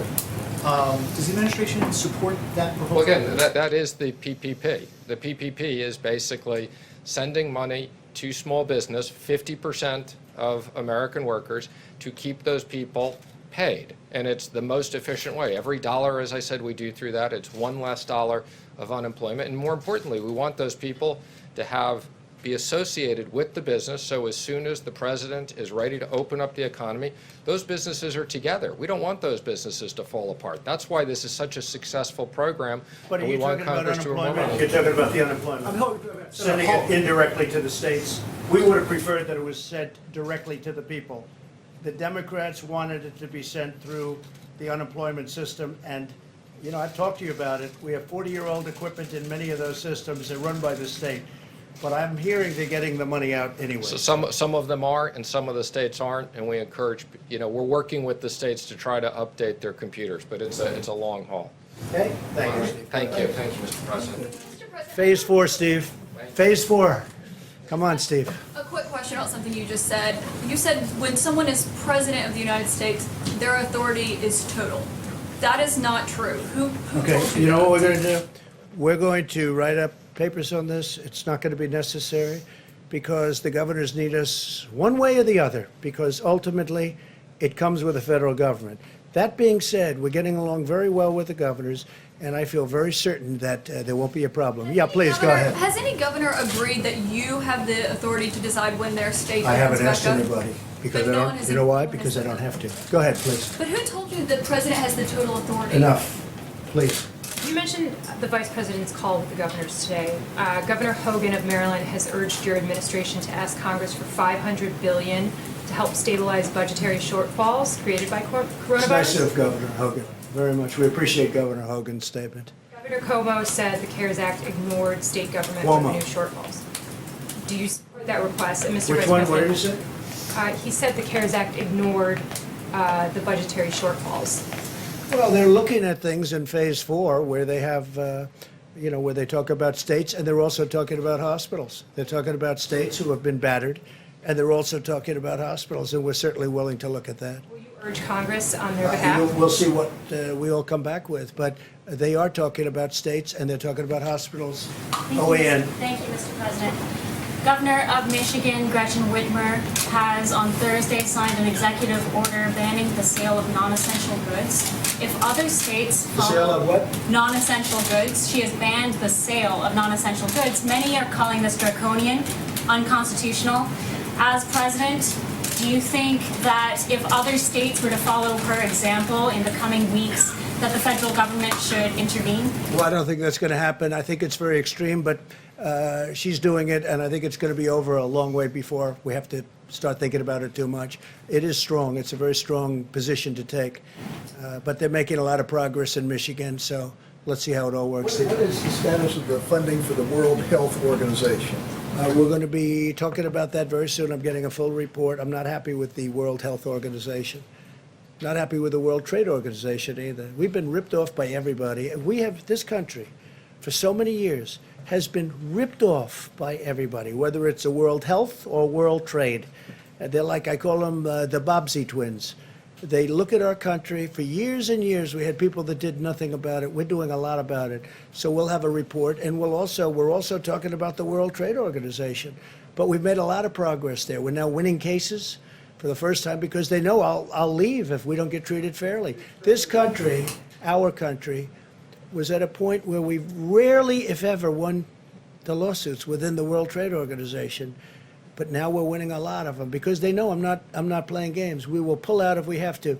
We just won a $7 billion lawsuit, which was very nice. Do you expect a decision this week on cutting funding for the WHO? Yeah, I would say by the end of the week I'm going to make a decision on that. Yeah.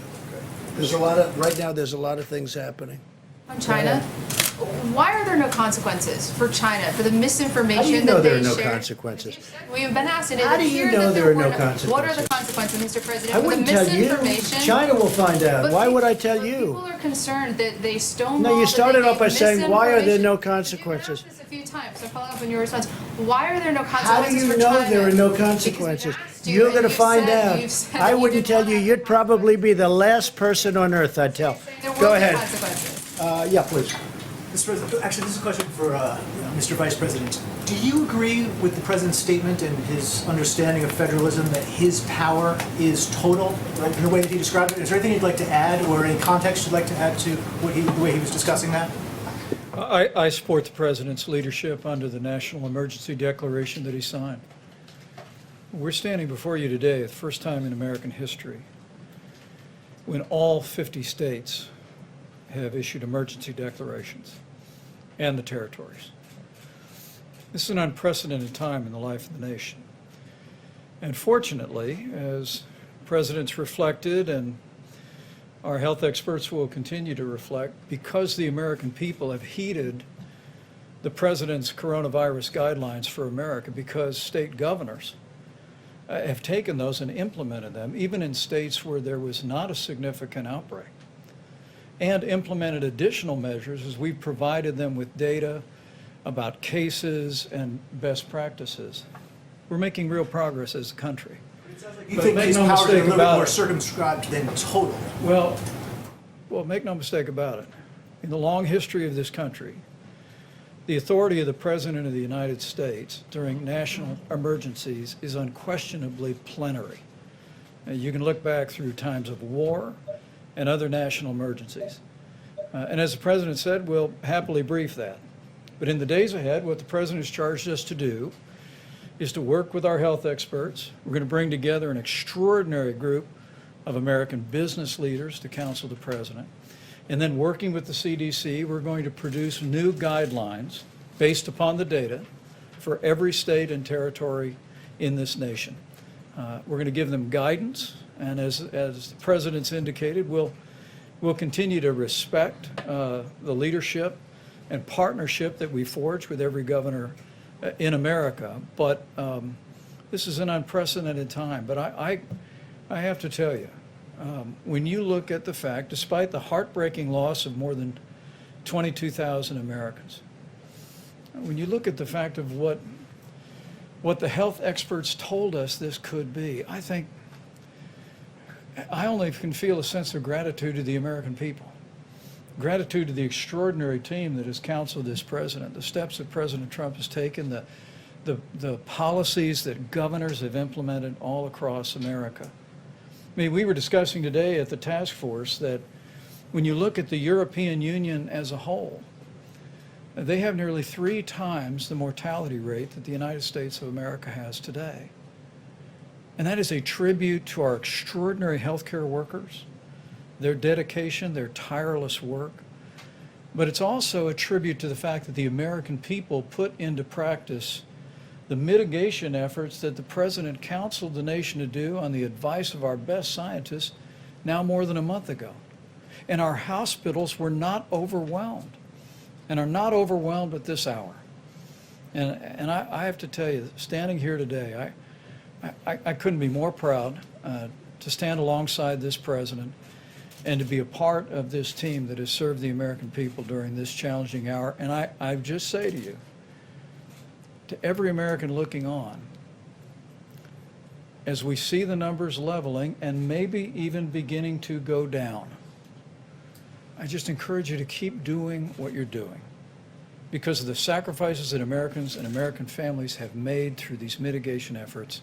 You're saving lives and you're seeing our nation through this time. Sir, did the states tell you, you've been talking to the governors quite a bit, did those coalitions of states on the West Coast and in the Northeast, did they tell you what they were going to be announcing before they announced it? Governor Phil Murphy and the governor of Connecticut expressed today that they were going to be speaking and discussing on a regional basis what their recommendations would be. And we assured them today. About that, though, sir? We assured them today on our conference call with, I think, 48 governors that were with us today for the better part of an hour and a half. We told them that what the President would be producing, is directed to be produced, are additional guidelines for the states certified by the CDC that would inform those governors and local communities and mayors about the best way forward based on the unique circumstances that those states and those communities are facing. I think what's clear is the American people have seen the experience in Washington State, where this really all began for us, and in California, and now the extraordinary challenges in the greater New York City area, including New Jersey and Connecticut, the challenges in New Orleans and Louisiana and Detroit, still Chicago, parts of Houston. But they're also seeing that in each one of those cases, that the mitigation efforts are truly working. And so we'll work with those states, and in some cases it'll make perfect sense for them to work together Let you know ahead on of a time regional what they're basis. planning? But the president will be. I'm sorry, I didn't hear your question. Can you tell us, did they let you know? No, you made a statement, you don't know that. Did the West I didn't hear you. I didn't hear the statement. And we would like to have their cooperation, and we are going to have their cooperation. They will cooperate perfectly. Watch. And let me just affirm what the President said. We heard it again today in what I think was our 9th conference call with governors. I think every American would be proud to see the partnership that this President has forged with governors across the country. I mean, it is an extraordinary statement, and you'll see some data when Admiral Polovchek gets up in just a few moments. But the flow of resources from around the world that we've moved into areas that have faced challenges. I mean, this President has directed us to ensure that every state has what they need when they need it. And the spirit that I heard again from Republicans and Democrat governors today was reflective of that partnership. And as we move forward to the President's goal of reopening America, we expect the same kind of partnership in the interest of the nation. All right, go ahead with the new face mask. Sir, if you can hear me through the mask. Barely. Can you... I hear you well. The District of Columbia argues that they were shortchanged in the most recent funding bill because they were treated as a territory instead of as a state. Will that be made right in phase 4? Well, we're looking at that, certainly. I heard that complaint, but the mayor seems to be very happy with everything we've done. I mean, she's actually, and she was on today saying very good things. Okay, yeah, go ahead, Nabeel. Yeah. Mr. President, you talked about this being the most difficult decision that you are going to have to take about whether to reopen the economy. I wonder how much it weighs on your mind the thought that if there is a second wave, you've reopened the economy and you might have to shut things down again. It does, and I hope that won't happen. I certainly hope that won't happen, but it does weigh on my mind. Okay, in the back, go ahead. Go ahead. Mr. President? Go ahead. Thank you. A question for one of my colleagues who wasn't able to be here. China deployed an aircraft carrier into the South China Sea this weekend amid claims by Chinese state media that COVID has reduced U.S. military readiness in the region. what kind of responses are you thinking of? Will you have a response to this action? China has their own difficulties. We have a relationship with China that we're not happy with certain things that happened over the last period of time, as you know, and I've been very explicit on that. But we know all about that, and no, China is, we've seen what they did. We've seen many other things that they've done, both pro and con, and we'll be just fine. On Abbott, something earlier where you said that you were putting together the economic task force and that you thought that the recommendations were happening earlier than expected. Did you mean to suggest that it could be before May 1st that you start recommending? I don't want to say that, but we're going to be putting out guidelines and recommendations fairly quickly, in a few days. You're not ruling out that it would be before I'm May not going to 1st. say, but look, certain states are doing very well. Certain big parts of the country are doing very well. They're doing really very well. So we're going to be putting out recommendations and guidelines very soon. Steve? Your guidelines would they fit each area, or would they be a uniform You're set going of to see, guidelines? I don't want to tell you now, but right now we have a very strong indication that we know pretty much, we have some good ideas. I also do want to get, I want to have, we'll have video conference or at least a conference call with a lot of very good people having to do with certain fields, whether it's energy or whether it's entertainment and restaurants, et cetera, et cetera. We have to get people back into restaurants. We have to do what we have to do, whether it's deductibility or not, we'll see, but it should be deductibility. You'll get them back so fast. I mean, they used to have deductibility, the restaurant business, it was one of the hot businesses, and then they ended it a long time ago, many years ago, but we may need that to get people back into the restaurants, please. Yeah, Michelle Obama today got behind mail-in voting nationwide as a possible solution to what's been going on in the States. She said it shouldn't be a partisan issue. Have your advisors told you that that could save lives? Having Well, absentee ballot are you talking about? but on Absentee a ballot? massive scale because of the coronavirus. Well, I don't know what she did. I mean, I didn't see that. When did that happen today? Yeah, today she's part. She's Well, I wish back to her luck. nonpartisan group. I wish her a lot of luck. On Abbott Labs, you said you had long. Yes, Mr. President, there's a little bit of confusion about your phone calls yesterday with President Putin. The Kremlin is saying that you discussed current issues of ensuring strategic security. That wasn't referred to in the White House readout. Can you We enlighten discussed us? many things. We did discuss China. We discussed many different things, but it was primarily a call on the oil, as you can imagine. And they were very helpful in getting a stabilization price, a stabilization of the number of barrels. I think the number is going to be closer to 20, maybe 15, but closer to 20 than it is going to be to 10. And I think it was a very important call. I also spoke with the King of Saudi Arabia, and that was a very important call. And the bottom line is OPEC Plus. It's called OPEC Plus because there are other states, also other nations. We came to a very good agreement. Please. You had Go ahead. What was the part about strategic security? Was that... I would say mostly we were talking about China. We were talking about their borders. And we were talking about our borders a little bit, our borders with Mexico, because as you know, Mexico was a big part of the deal. And Mexico, really, it was very complex from the standpoint of Mexico. It was not an easy deal for Mexico, and the president, we appreciated a certain amount of flexibility. But we talked about borders, we talked about China, talked about Mexico. Security sounds more like arms treaties. We did talk about the arms. Yes, we did. That was a very important part of the call, actually. Yeah, good point. Please. So on Abbott Labs, you said testing is going great. We know that these machines have been sent to some of the governors, but some of them are saying they don't have the materials to actually conduct. Well, they have to get tests. the material. You know, the governors have to get the material. Now, if they can't get it, they're going to see us. I'm talking about the local governments. I'm talking about governors have to get the material. Now, they have machines. In fact, we're going to go in. I asked Mike to go into it as soon as I leave. They have very powerful machines that they don't know they even have. I'm not talking about Abbott. I'm talking about the governors. They have machines that are used for this. You know what I'm referring to? Very big, very powerful machines where in a certain state's case, they're only using 10% of their capacity and they didn't know it. That happens to be Illinois. John, please. Real quick, these 15-minute tests that you've sent out, these new ones that you had in the Rose Garden, they say, including Governor Sununu in New Hampshire, that they don't have the cartridges to actually conduct the test. So when will they get those cartridges? What do you think the answer to that is? Rapidly increasing the numbers. Rapidly increasing the numbers. Should we look at Rapidly timeline? increases, well, pretty quickly. They can do 50,000 a day. Well, you have other machines where they can really work. on that? or- And a lot of the states have the big machines that can do a lot. They didn't even know they had them. They didn't even know that they had them.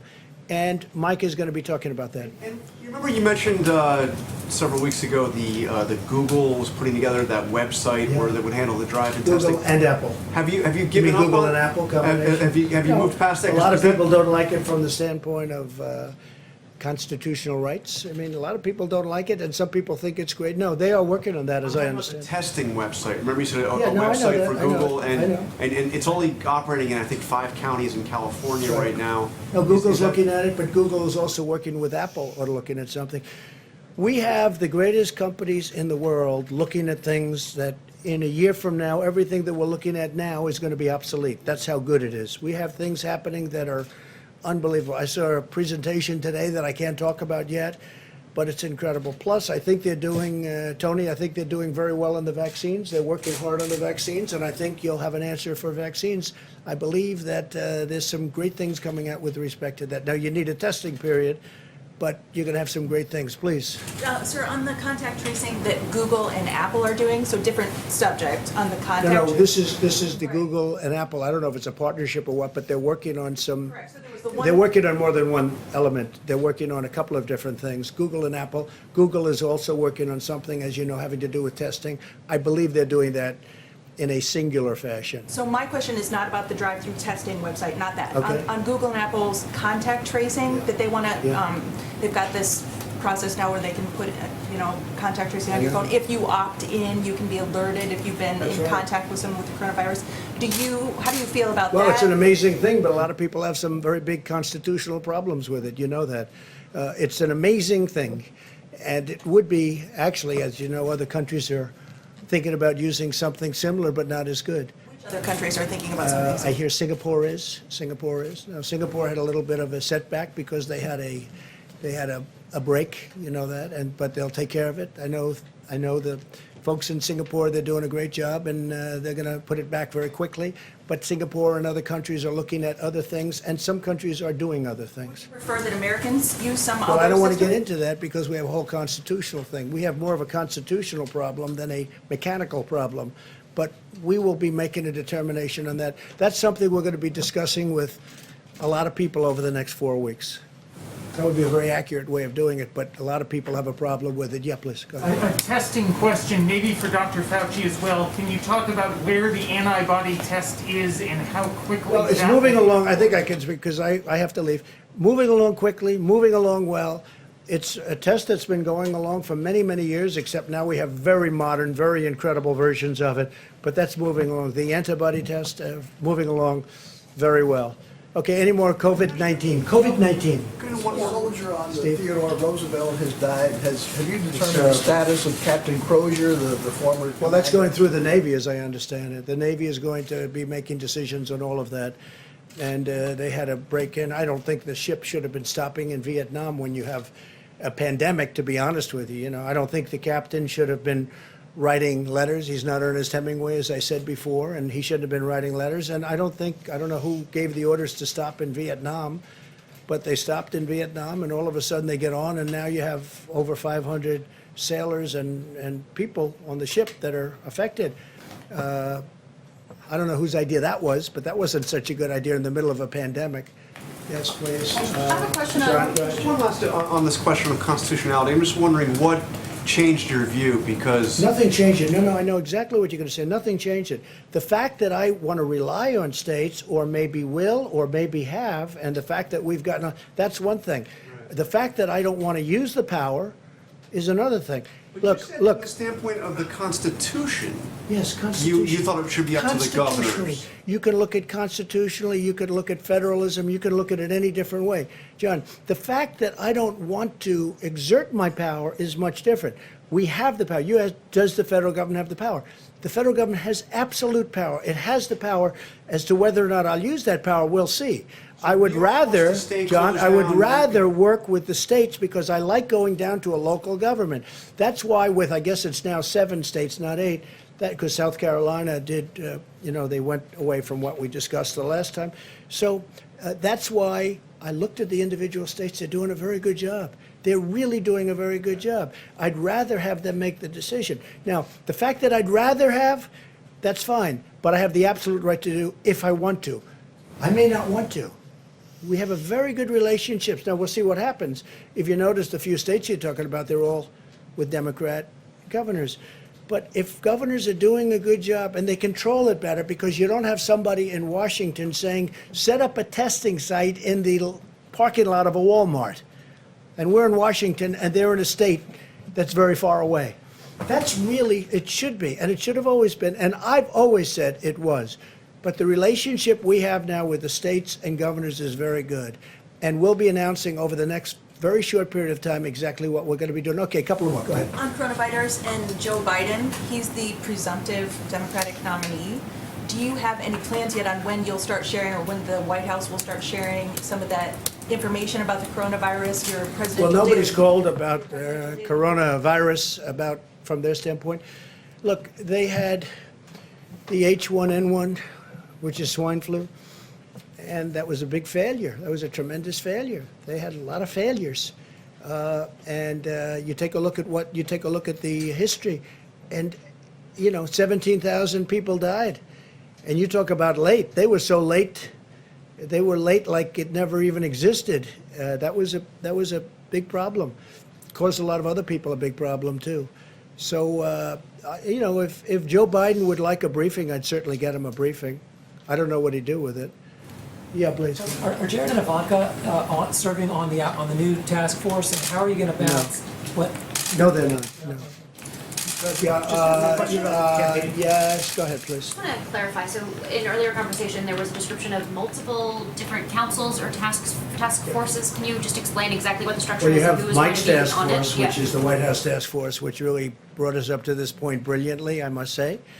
Dealt with governors all the way through, and I was on many of those calls, and every call got better and better and better. It was hostile at the beginning. By the time we finished, I mean, today's call was a very good call, very friendly call. I think everyone's online. And again, you don't have anybody driving you crazy saying they're not getting ventilators, they're not getting all of the different things. They need more beds. They have a lot of beds right now. And we always erred, I think it's important, we always erred on the sake of give them more, even when we didn't think. We didn't think New York needed the beds that they were asking for. We didn't think they needed the ventilators that they asked for. And we were right. Now, on ventilators, we're ready to march. I told you this. We're ready to march. We have 10,000 ventilators. We're ready to move them anywhere in the country where we need them, if we need them. We're also building a lot of ventilators, and that's going to be used at some point. I believe, we're going to have stockpiles, including state stockpiles, if they want to work out some kind of an arrangement with us. But we're also going to help other countries, whether it's Italy or Spain or France is having a big problem. They all desperately need, Germany too, they need ventilators. So we're going to have a lot of ventilators. We have a lot, you heard the numbers, we have a lot coming next week. Next week we have a tremendous amount coming. Okay, final question, Steve. I'd ask about how the task force is going to be structured. Is it one? No, but then we have, in addition to that, we have a number of committees.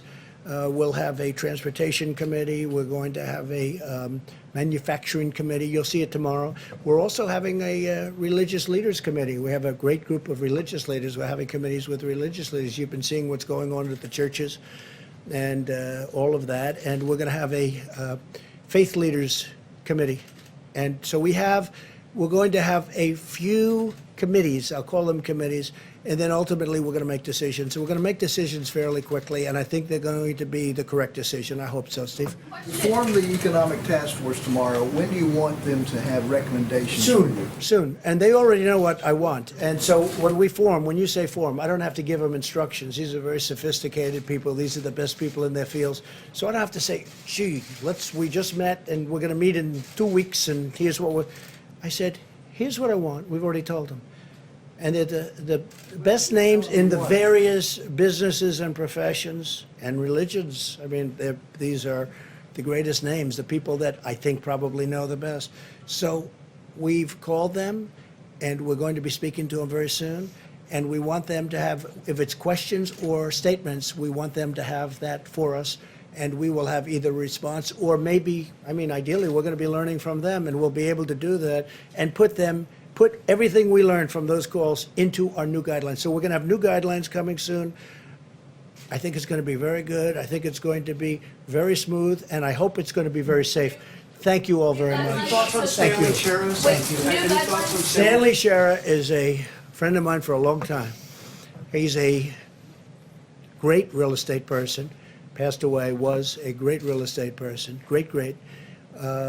Sort of a legend in New York real estate. He called me a couple of weeks ago, said he's tested positive.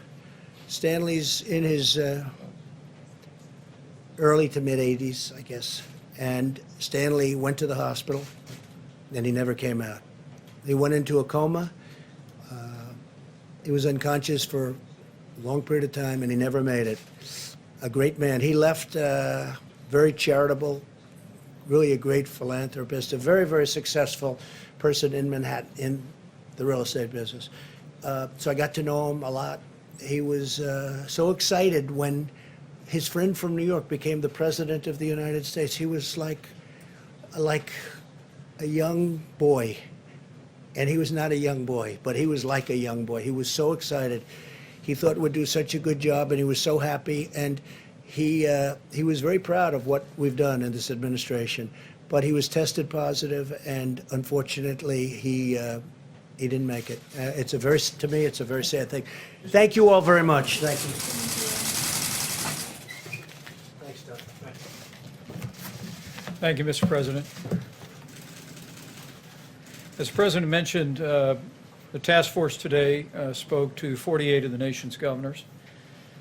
On that call, we reflected on the fact that all 50 states had emergency declarations in place, which was a first for American history. $5.2 billion had been distributed to the states under the Stafford Act, and it was a productive call and reflective of President Trump's ongoing direction for us to work closely with the states to make sure the states in the areas most impacted by the coronavirus have what they need when they need it.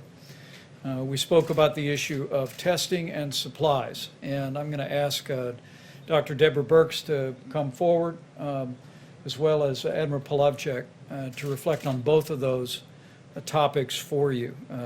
Dr. Birx has been leading an effort from the task force from early on rapidly expanding testing. It was early on that the President formed that public-private partnership with commercial labs, and as we stand here today, more than 2.5 million tests have been performed, and when we add in the estimates of labs that we have to assume with reasonable projections have not yet reported into the CDC, we think that number could be closer to 3 million tests that have been performed. As has been mentioned, the new 15-minute test, we are working closely with Abbott Laboratories that the President and our team met with today here at the White House to rapidly increase the availability of cartridges. Abbott is producing roughly 50,000 cartridges a day. FEMA acquired an initial supply of that and distributed those to the states, but we're working with the states to not only distribute what's being made, but also work with other suppliers to create additional cartridges. A point that I'll ask Dr. Birx to expand on in just a moment is the fact that beyond the new 15-minute test by Abbott Laboratories, beyond what we expect to be a new antibody test, which may well be approved by the FDA in just a matter of days. And an antibody test that would be produced at the rate of 20 million tests a month. The reality is that those commercial laboratories that the President brought in here the better part of 2 months ago and initiated that public and private partnership with have been producing hundreds of thousands of tests every single week. But as Dr. Birx and our team have apprehended, we believe at this point in time that of the Roche equipment that is out there that does the high-speed testing, and we informed governors of this today, we think that that some 20% of that capacity is not being used. And with regard to the Abbott N2000 systems, we told governors today that we think 75% of that laboratory capacity that exists in the United States today is not being utilized.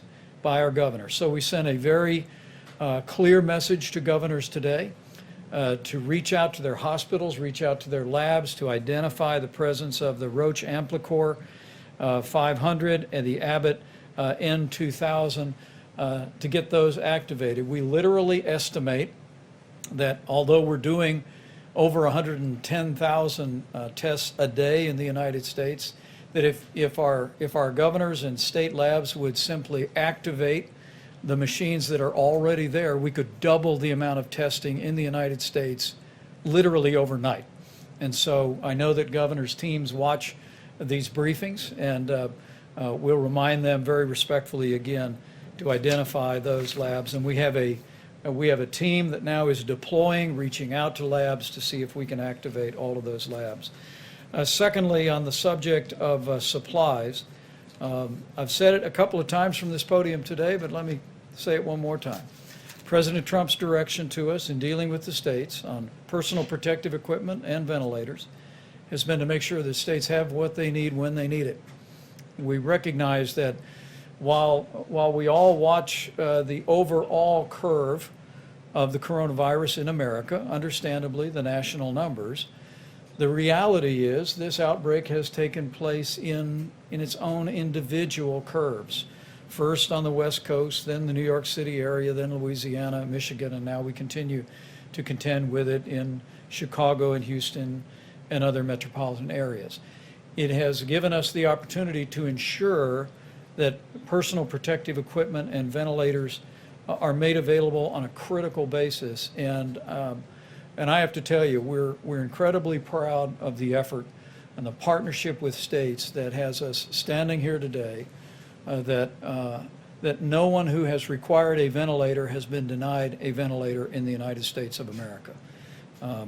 At this point, we have just short of 7,000 ventilators in the Strategic National Stockpile, but as Admiral Polovchek will detail, we're already beginning to receive newly manufactured ventilators. We'll get another 1,000 in this week. By the middle of May, we'll literally have another 8,000 ventilators available for deployment around the country. I'm going to let him describe to you the specific detailing of those resources, but I want to share these numbers, most especially for our healthcare workers around the country in the areas most impacted by the coronavirus, so that you know the resources are surging into the hospital systems at the point of the need, and we will continue to do just that. So let me recognize Dr. Birx to reflect on the data and also on maybe some comments on testing.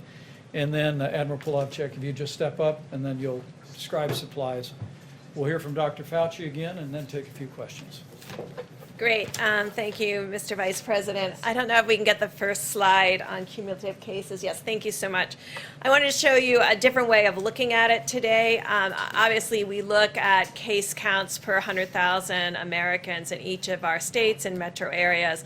But I wanted you to see in absolute numbers how much the New York, New Jersey metro area dwarfs all other metro areas. And so you can't even see Chicago, Detroit, or Boston. All of those metro areas are under 25,000 cases. You can see that the New York, New Jersey metro area is about almost 250,000 when you bring those cases together, almost a log more. And that's why you hear us talking a lot about the metro area of New York and New Jersey and the counties of Rockland and Westchester and Suffolk and Nassau and Bergen, New Jersey, and why we're so focused on getting resources to that metro area. If I can see the next slide then. So if I take New York and New Jersey metro area out, this is the other metro areas that we have been tracking very closely. I wanted to show this to you so you could see how those curves are already starting to plateau. So if you look at Detroit, if you look at Philadelphia, if you look at Louisiana, Louisiana's in green, Detroit is in gray. You can see across the board, across these metro areas, across metro areas would have a higher concentration of individuals. This is what the American people in these large cities have done, where it is more difficult often to socially distant. And we're just really impressed by the work of the mayors and the governors to make this happen. I also wanted you to see this because you can clearly see Chicago and Boston. And so Chicago is in the orange and Boston is in the yellow. They're crossing Detroit. And that's why we have been very much focused on the needs of those areas. And there's one, and Providence is also in that category. It's difficult for you to see them because they're much further down on the slide. But the highest, if you look at the axis on this slide, it's 25,000. The axis on the last slide was 300,000. And so that's why I really want people to understand each of these epidemics, small epidemics in each of the metro areas, we're tracking independently, as well as any epidemics and outbreaks that are happening in some of our other states. So I just wanted you to have that perspective of how significant the New York, New Jersey issue is and why we've been tracking that so closely. But I also wanted to assure all the other states that we're tracking them also very closely and really working with the governors and mayors. And that's why I wanted to see that not only are the curves flattening in some of those major metropolitan areas, but they're starting to decrease. And this is what we're very excited about. These are cases. We also know that mortality will lag. And so we're really tracking also the number of individuals who have succumbed to the COVID-19. I also wanted to really note here that, yes, our mortality is less when you combine European countries equal to the size of the United States. And I think this is really two things. One, it's the incredible work of the American people, that it's also the incredible work of our healthcare providers and the system of each of these hospitals that have the resources and the ability to respond to the needs of the COVID-19 patients. And I think you can really see this superb healthcare delivery that is happening by the low mortality.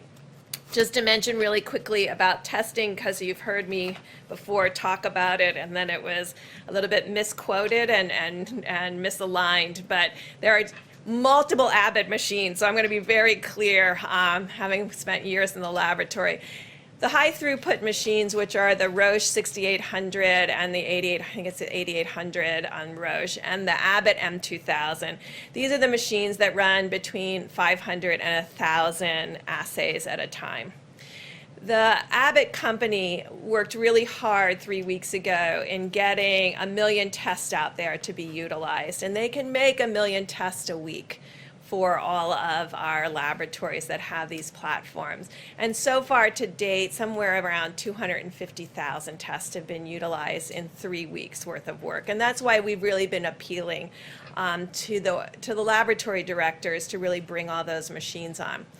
Last week, Dr. Fauci and his incredible team of researchers have agreed to really reach out and find additional Roche and Abbott high throughput machines that are in research institutions and doing critical research work, to bring them online also, to supplement the other laboratories' work, to create a mosaic and a complete strategy that brings together the high throughput platforms with the medium throughput platforms, with what are the low throughput but rapid platforms, which is this ID Now. ID Now is not going to be the answer to the number of tests that we need over the next few weeks. Those run a test every 15 minutes. And we can get about 55,000 cartridges a day. But I just got done saying that these other machines, of which we have hundreds of, can run 500 to 1,000 in a single time frame. And so we need to bring all of these assays together, and a team has been created to call every single laboratory and every single research institution across the United States to define the complete capacity in every single state, because it shouldn't be our expectation that every governor understands exactly everything that's in his state. But we have to understand everything in every state in order to be able to meet the needs of the American people as we increase testing. Now, I know you all know that in 3 weeks we went from 300,000 tests total to 3 million tests total in 3 weeks. We know that we have to further increase that. That has been done really by HHS and Admiral Giroir and the team up there. And we're going to supplement that team to really bring on all of the additional resources and platforms that we have in the United States of America, just like we did with ventilators, to bring all of the capacity to bear so that we can also continue to increase testing. Also, of course, as these epidemics decrease, you can also be able to use more and more testing for surveillance. But I do want to call out the 19 states that aren't ever represented in these graphics, and by and large. The states have been continuing to do containment and outbreak investigation. And I've been able to talk to many of those states, and I would just remind all of us, when I talk to each one of these state health officials, where they are finding outbreaks are in nursing homes. And so we really need to continue to protect and we continue to test in nursing homes, because we know that that's a particularly vulnerable group. And it's a group where often, now that we're beginning to understand asymptomatic transmission, no one is intending to pass the virus on to others. But we know in essential workers around the United States, people are unknowingly infected and passing the virus on. And so those are the ones that we're very interested in finding. And you might say, well, how do you find them? Because they don't have symptoms. And so this is where we really have to increase surveillance in a very deliberative and understand way.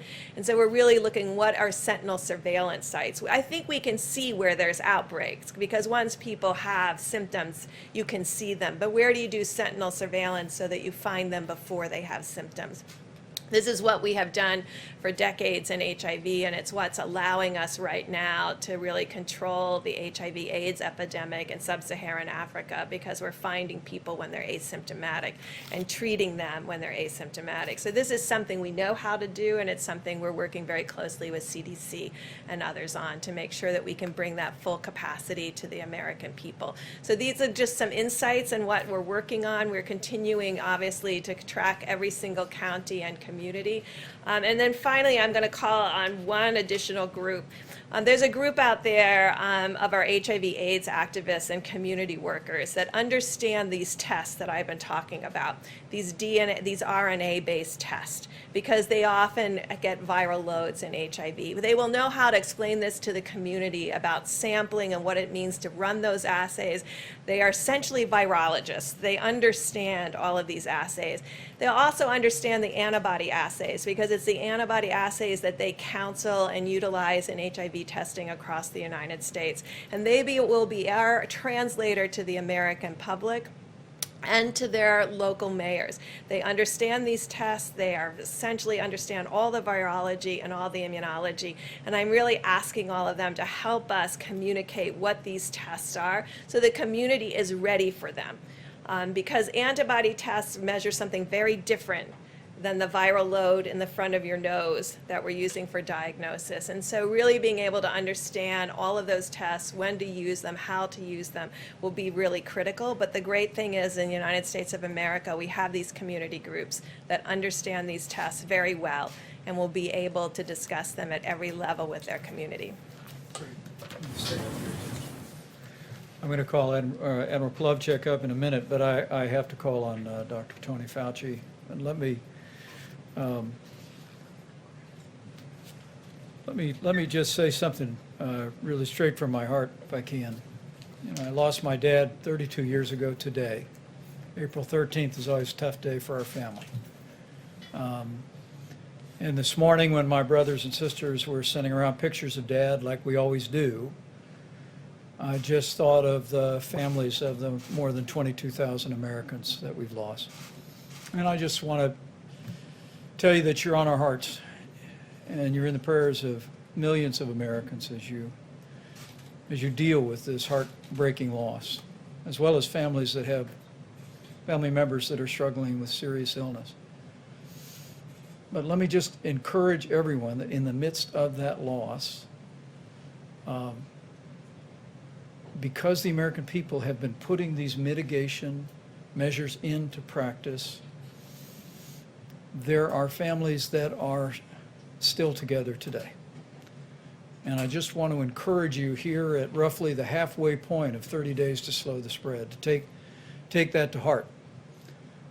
In no way minimize the losses that we've experienced as a nation and as families. But to be encouraged to know, when you see those numbers on the vast majority of states, that because of what the American people are doing, it's working. And Dr. Fauci and Dr. Birx and the entire team continually ask us to remind the American people, and we do so again today, keep doing what you're doing with the 30 days to slow the spread, and we will hasten the day that we heal our land. Dr. Fauci? I just want to make one comment that related to a question that was asked, and then we'll have questions. I don't want to take too much time. The idea about how we would evaluate from a purely public health standpoint about what I call reentry into some sort of normality. As health people, I don't know anything about, nor do I have a claim to know anything about economics. There are going to be people who know a lot more than I do who are going to give advice about all of the committees that the president was talking about. But the one thing we do know as health people, as physicians and scientists and public health people, as I mentioned, I think over the weekend on one of the shows, is that some people may think it's going to be like a light switch on and off. You know, we're either out and we're in. It's just not going to be that way because we have a very large country and there are different impacts. As you see, New York is very different from other parts of the country, from the Midwest, from the mountain region. California and Washington, different than New Orleans. So as we discuss and consider the public health aspects, it likely would be something that I refer to as sort of like a rolling reentry. It's not going to be one size fits all. So I don't know what it's going to be yet because we still have time to look at it. Dr. Birx, who does an amazing job with showing you the data and the charts, that's going to likely influence some of the recommendations that we will make. But I can assure you there will be recommendations that will be based purely on public health. And the president will get a lot of other input from others, but we'll give the honest public health recommendation. Thank you, Tom. Admiral Polovchuk, get an update on supplies, and then we'll take a few questions. Thank you, Mr. Vice President. Can I have the ventilator slide back up? Let me just start from there. All right, thank you. So you start with what's in the stockpile this morning, and then here's the contracts that we'll be delivering over the next few weeks. We add 8,600 ventilators to the pool we already have. That's the math that you get there. That's included the DPA action with GM, and I will say that we've also issued what would be called rated orders with all of these vendors to allow them front of the line privileges, so to speak, within their supply chain. So we've written the contract. This is the 100,000 plus ventilators we're talking about, and to continue to work with them to ensure that the ventilators actually show up. So there's a continue to work there. And as we did that, we realized that downstream supply chains needed some additional Defense Production Act work as well. You go to the air bridge. 80 flights scheduled, 37 complete, 43 on the horizon, and you can see the numbers of material that's been brought in to supplement the volume that's needed. Now I'm going to go through a series of slides of New York first. So Dr. Birx provides me what I will call as a geographic reference to align the supply chain. So all of those cities, you'll see a little bit of theme here. I'll be talking about a lot of the cities and geographic areas. Align the supply chain to those geographic areas to try to get as much there, while we realize the rest of the nation needs supplies as well.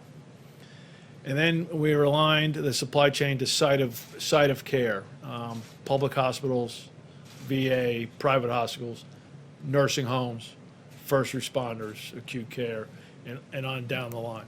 So the last business week, so Monday of last week through Friday, Saturday of the past week, these are the amounts of materials that came into the New York, New Jersey metro area, and you can see the volumes there. So if you can go to Detroit, we talked about their hotspot. Here's the volumes of deliveries going into Detroit for that same time period. If you can go to Chicago, and I'm going to run through this kind of quick, but you can see that the geographic alignment, the places that Dr. Burks has talked about is where we're concentrating supplies. If you can go to New Orleans to give you an understanding. Washington, D.C. Right, so I hadn't talked about that. Today was, a very kind of early entry into the, hey, Washington, D.C., Baltimore, right?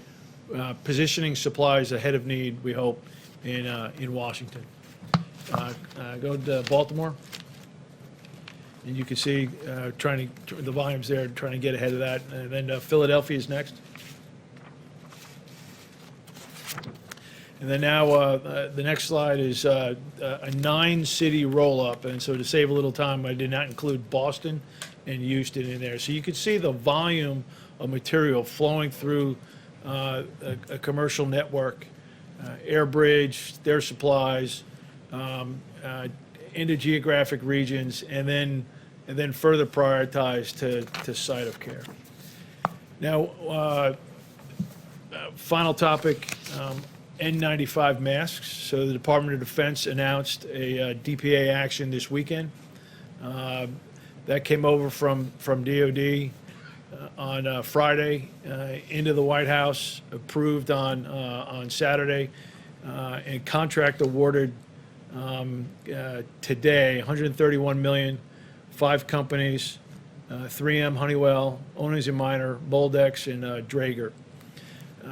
The CARES Act was signed before March was end, right towards the end there. So we're essentially 2 weeks from that money being put in the Title III authority for DoD.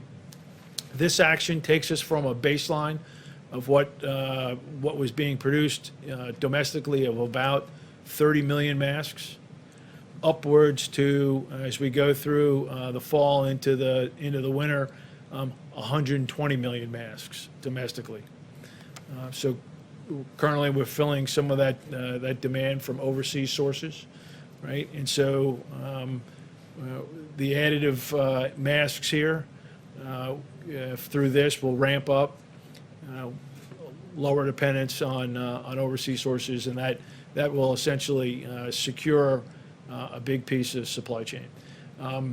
5 companies, 6 cities, Smithfield, Rhode Island, Phoenix, Arizona, Del Rio, Texas, Lexington, North Carolina, Sheboygan Falls, Wisconsin, and Aberdeen, North Dakota, all either producing more fabric or increasing production facilities to have that ramp up.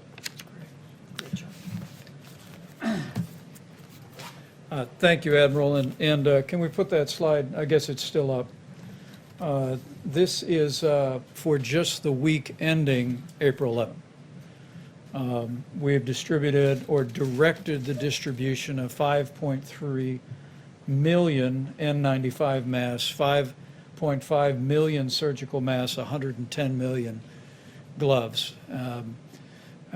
We share that mostly just to make sure our healthcare workers know that the resources are flowing. We're going to continue to flow them, but this is just the numbers for this week. And don't include, for instance, what the President announced. I was able to tell Governor Tom Wolf of Pennsylvania today that next week they'll be receiving 2 million N95 masks to support some of the healthcare challenges that they're facing in the broader Philadelphia area.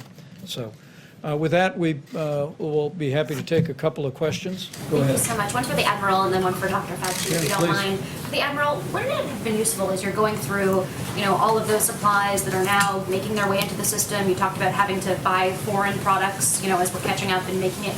Wouldn't it have been useful if it had taken until mid-March for the government to start placing bulk orders for these kinds of supplies? So I came over from the Pentagon the 20th of March, so I'll speak from the 20th of March on now.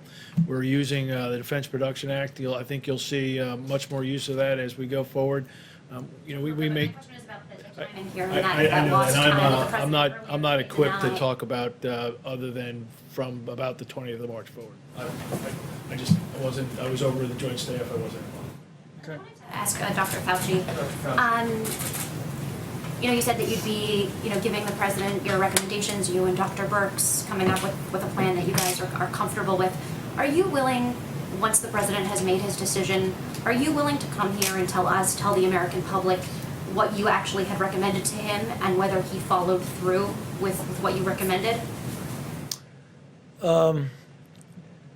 I'm not really, what do you mean? Like, So when the president stands up here, whether it's, you know, May 1st, whatever day it is, and outlines his plan, are you willing to stand up here after him and tell the American public what it was that you had recommended he do if there is a difference? you know, I have to think about that because, you know, when you have conversations with the president, sometimes they really should be confidential in what you give him because he's going to have to make his own choice. I'll have to think about that. So that way we would know whether he was actually listening to the health advice that he's being provided. Yeah, he is. I mean, I can tell you one thing, he'll listen. But I think what's going to happen, you know, I don't know for sure, is that he will get input from a number of individuals representing a number of aspects of society. One of them will be a health. The only thing that I can tell you is that I will give him the advice based on evidence, my observation of what the best public health approach would be. Dr. Fauci? Yeah. Just to go back to where we started today, which was with the president's seeming frustrations with some of the reporting about his early decision-making process in January and February. As I'm sure you know, the reason we in the press do that kind of reporting is so that the next president that comes along and has to deal with the pandemic learns some of those lessons. Having watched this unfold up close, what do you think were the mistakes that were made early on that a future president could learn from, with the benefit of hindsight, of course? You know, There's no president gets Yeah. it right, obviously. I understand. I don't want to use the word mistakes because when you're in the fog of war, when you're doing something, you have to make decisions. You get input from a number of individuals. It's always a moving target. And I just don't want to have anything taken out of context because I already had one of those already in the last couple of days. So I don't want to go through it again. I wouldn't say mistake. Could things have done better? Of course. I mean, nothing is perfect, and you could always do better. But I mean, I hesitate to say something is a mistake. With the benefit of hindsight, with that caveat, what could have been done better? Well, I mean, I can't comment about anything outside of my own field, but the thing that when I think back on was evolving in my mind was something that was a virus that was much worse than what I had thought it was going to be, based on what we had learned early on, when it was first felt to be something that just jumped from an animal to a human, and really didn't have much capability of going human to human. And then all of a sudden you find out that not only was it not just animal to human, but there were a lot of, that's probably the way it started. But then as you go back and you realize there were probably a lot of infections that maybe if we had dealt into that a little bit more, we could have learned that not only is it affecting human to human, but it's transmitting really efficiently.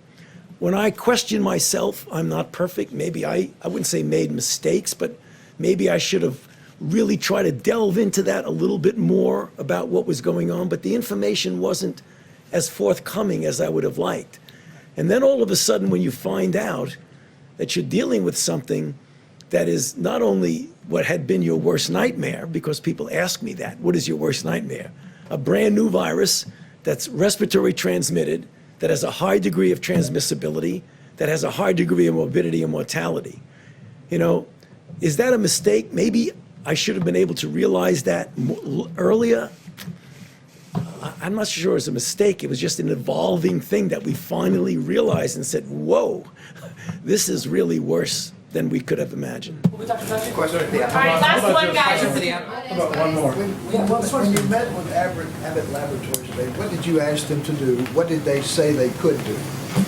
Well, we spoke with Abbott Laboratories today about how we can increase significantly the production of cartridges for the 15-minute test.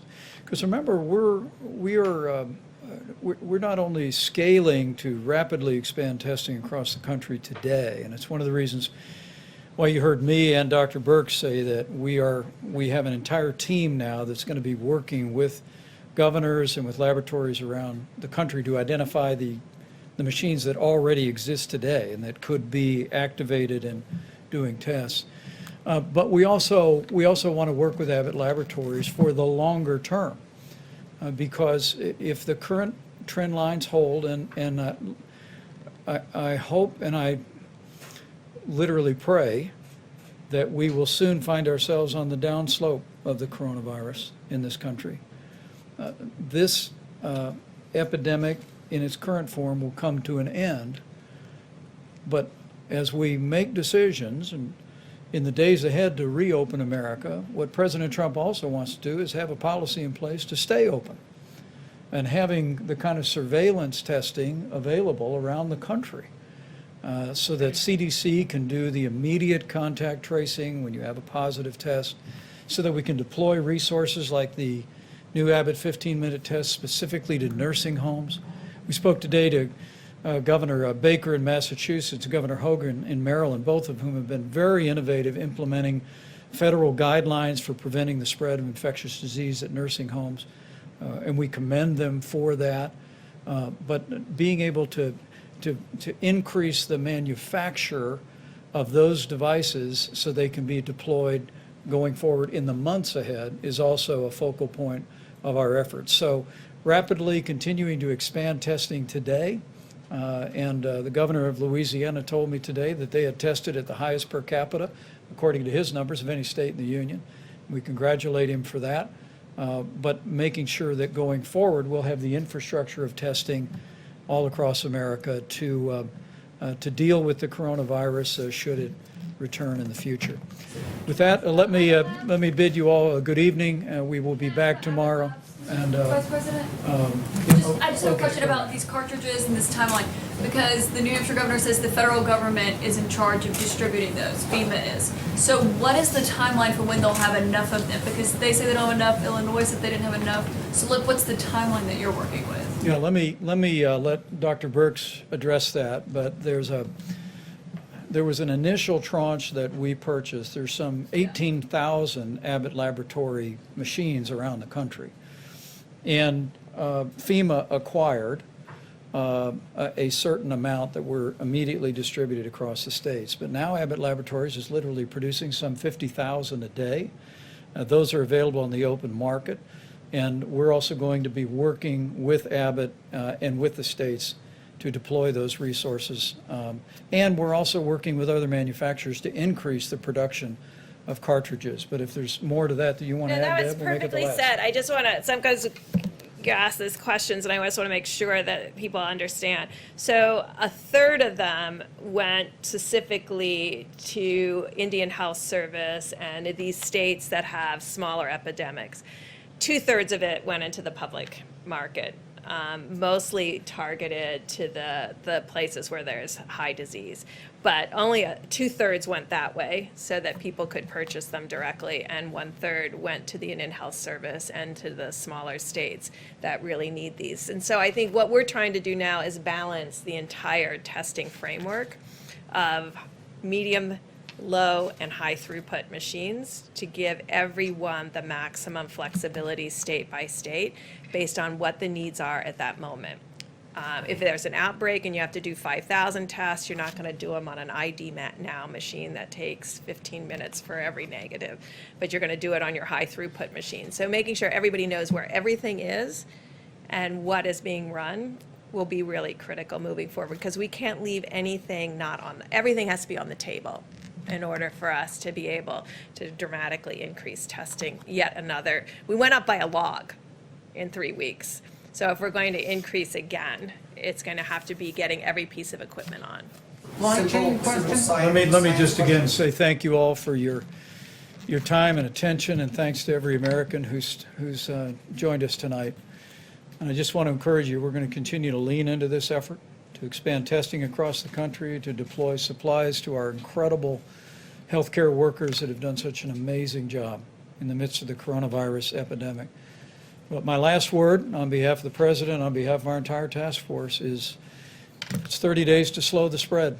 And I know we're almost at the halfway point, and I know it's been a month of these mitigation strategies, but I hope as you look on, as you see the progress that's made on the West Coast, the beginnings of real progress in the greater New York City area, Louisiana, Detroit, and elsewhere, I hope it will only steel your resolve to continue to do your part to slow the spread, because we'll get through this, but it'll take all of us to continue to do it.